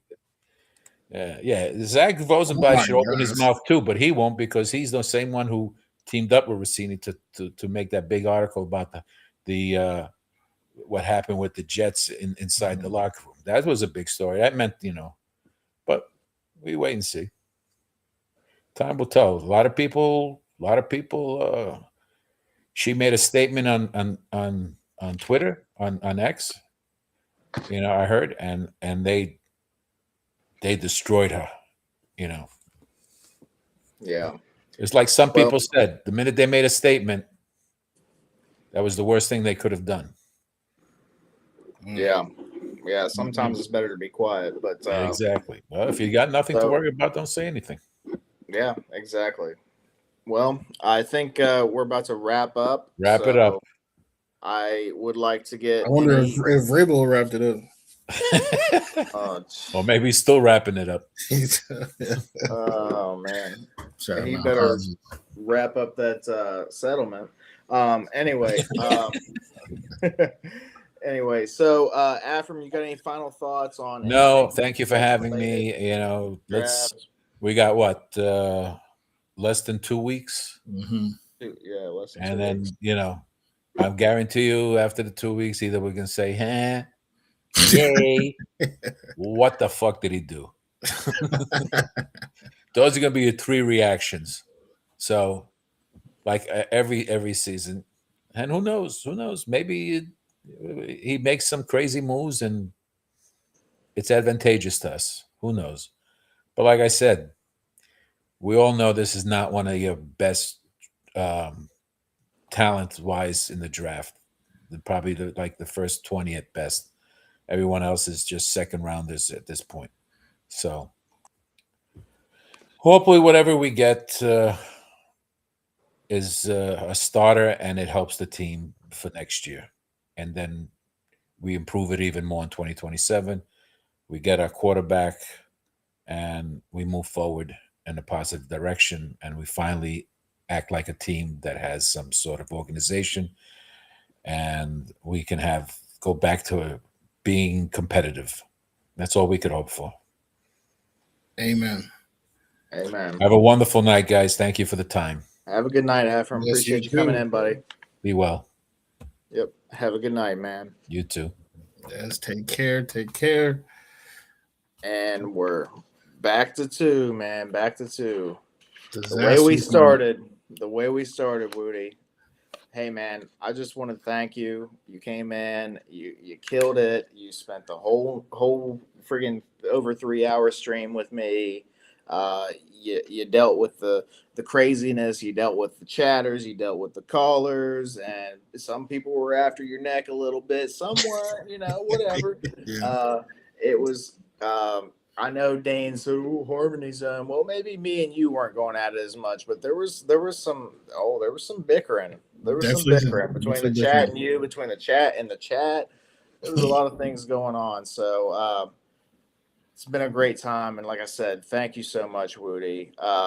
Is there anything that you would like to plug or anything you got coming up or whatever? I know you've been pretty active lately, posting videos. Like you said, you had the A to Z Sports fellow on Mhm. there this past week, which was an excellent pool. So just give me an idea what's going on with Take Flight Talk. Well, I mean, first things first, shout out to James WUDI for staying awake. All right. I'm already better than Aaron Glenn because my man sleeping at the combine. But yeah, Take Flight Talk. Again, like this past week, we spoke to Ryan Roberts, A to Z Sports. Pretty much every name that we mentioned, he gives a nice breakdown about what they've done in college, the projections for the NFL, fit, like skill sets, all the different things, height, weight. So it's a beautiful, beautiful breakdown. We have an offensive episode, then a defensive episode. But on Sunday, my guy, Michael K, he's the third member of Take Flight Talk. He's been MIA for a little bit. He actually just had ACL reconstructive surgery, but he's back. He actually sent me a video today of him at PT with that full range of motion. So we will be taking flight. That's me, Michael, and Abby this Sunday. I do not have a time, so I guess maybe I shouldn't have even brought it up, but we will be taking a flight on Sunday, and we're going to be talking Jets. And as you guys already know, they're all Glenn. But yeah, I'll just keep it real. Like Oscar knows. Oscar, thank you, and Oscar, I'm seeing this right now. I appreciate you. And before, when you said Woody knows I'm telling the truth, I wanted to say something at that time, but we were all talking. But yes, I've seen that, and I agree. Every single point you made right there was truth, and that's all I am. I'm a purveyor of truth. I'm a truth teller. Okay, in a world full of Kool-Aid and pom-poms and all the rah rah rah rah, like of course we all want to win. We all want that to happen, right? But we need to see the truth. We need to see the truth, right? We talked about or someone brought up, Aaron Glenn tearing up. Oh, winning means so much, and he's tearing up. What did it mean last year? It meant 3 wins. So, you can shed all the tears you want. You can do whatever you want. But in the end of the day, this team needs to win football games. So we'll see how many tears. Justin Fields was crying in his closet. Now he's not even a Jet anymore. So the tears thing does nothing for me. I need to win games, take flight talk. I'm going to keep it real. The other hosts, they got some pom-pom. They got some, Kool-Aid in them. So no matter where you are on the spectrum of loving Aaron Glenn or waiting to see him actually show you anything at all, which is where I'm at, you got people, you got representation on the show, right? So definitely show some love, take flight talk. And again, the 3 of us, you get to see us all in action for the first time in months, because my guy is feeling better, full range of motion from his ACL surgery, full trio this Sunday. All right. That's what we like to hear. ACL healed, brain 150% on Yes. bar, ready to go. That's awesome. Like I said, thank you so much for coming in, WUDI. It's always a good time having you on, man, and I can't wait to have you again. I know it's late. It's late for me too, so I want to bid you farewell, and I hope you have a good night, and until next time. Yes, until next time. Thank you so much for having me. As always, you already know it's a pleasure. Shout out Dane. I was so happy to see him come on. That shirt was fire. Let me know. Send me a link to that shirt. How can I get one of those? All right. Nothing but love. It was the Harmony Zone, but I knew it was going to be the Harmony Zone because we actually do I would say see very similarly on most points. So I knew it was going to be a great time. Appreciate you so much, Murph. Thank you for having me. And yeah, we're going to be talking again soon.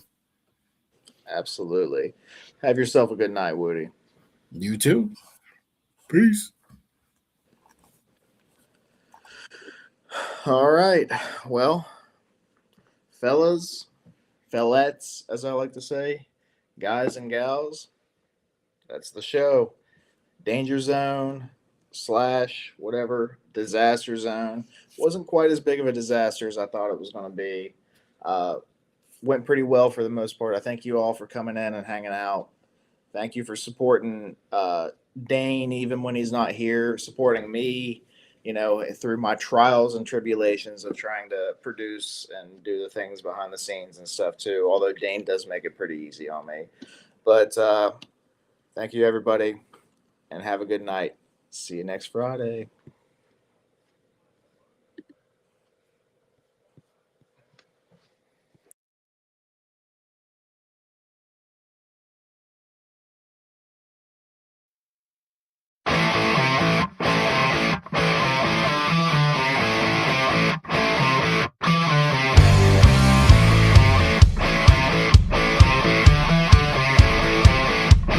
I love the show. I love you guys. Let's go Jets.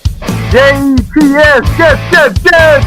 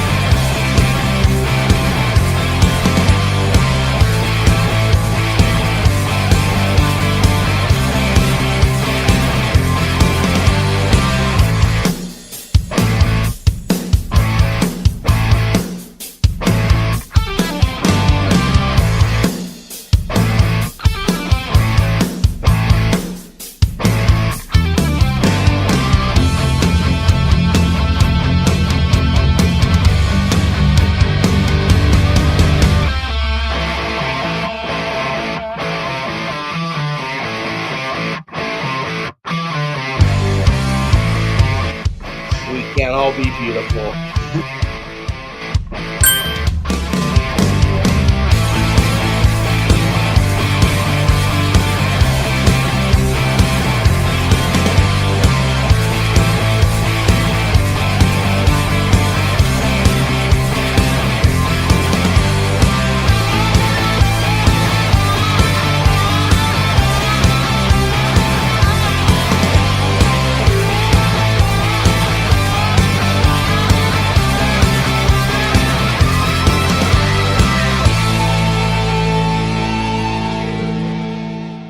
Put your seatbelts on and get ready for the ride. You're in the danger zone. Holy mackerel.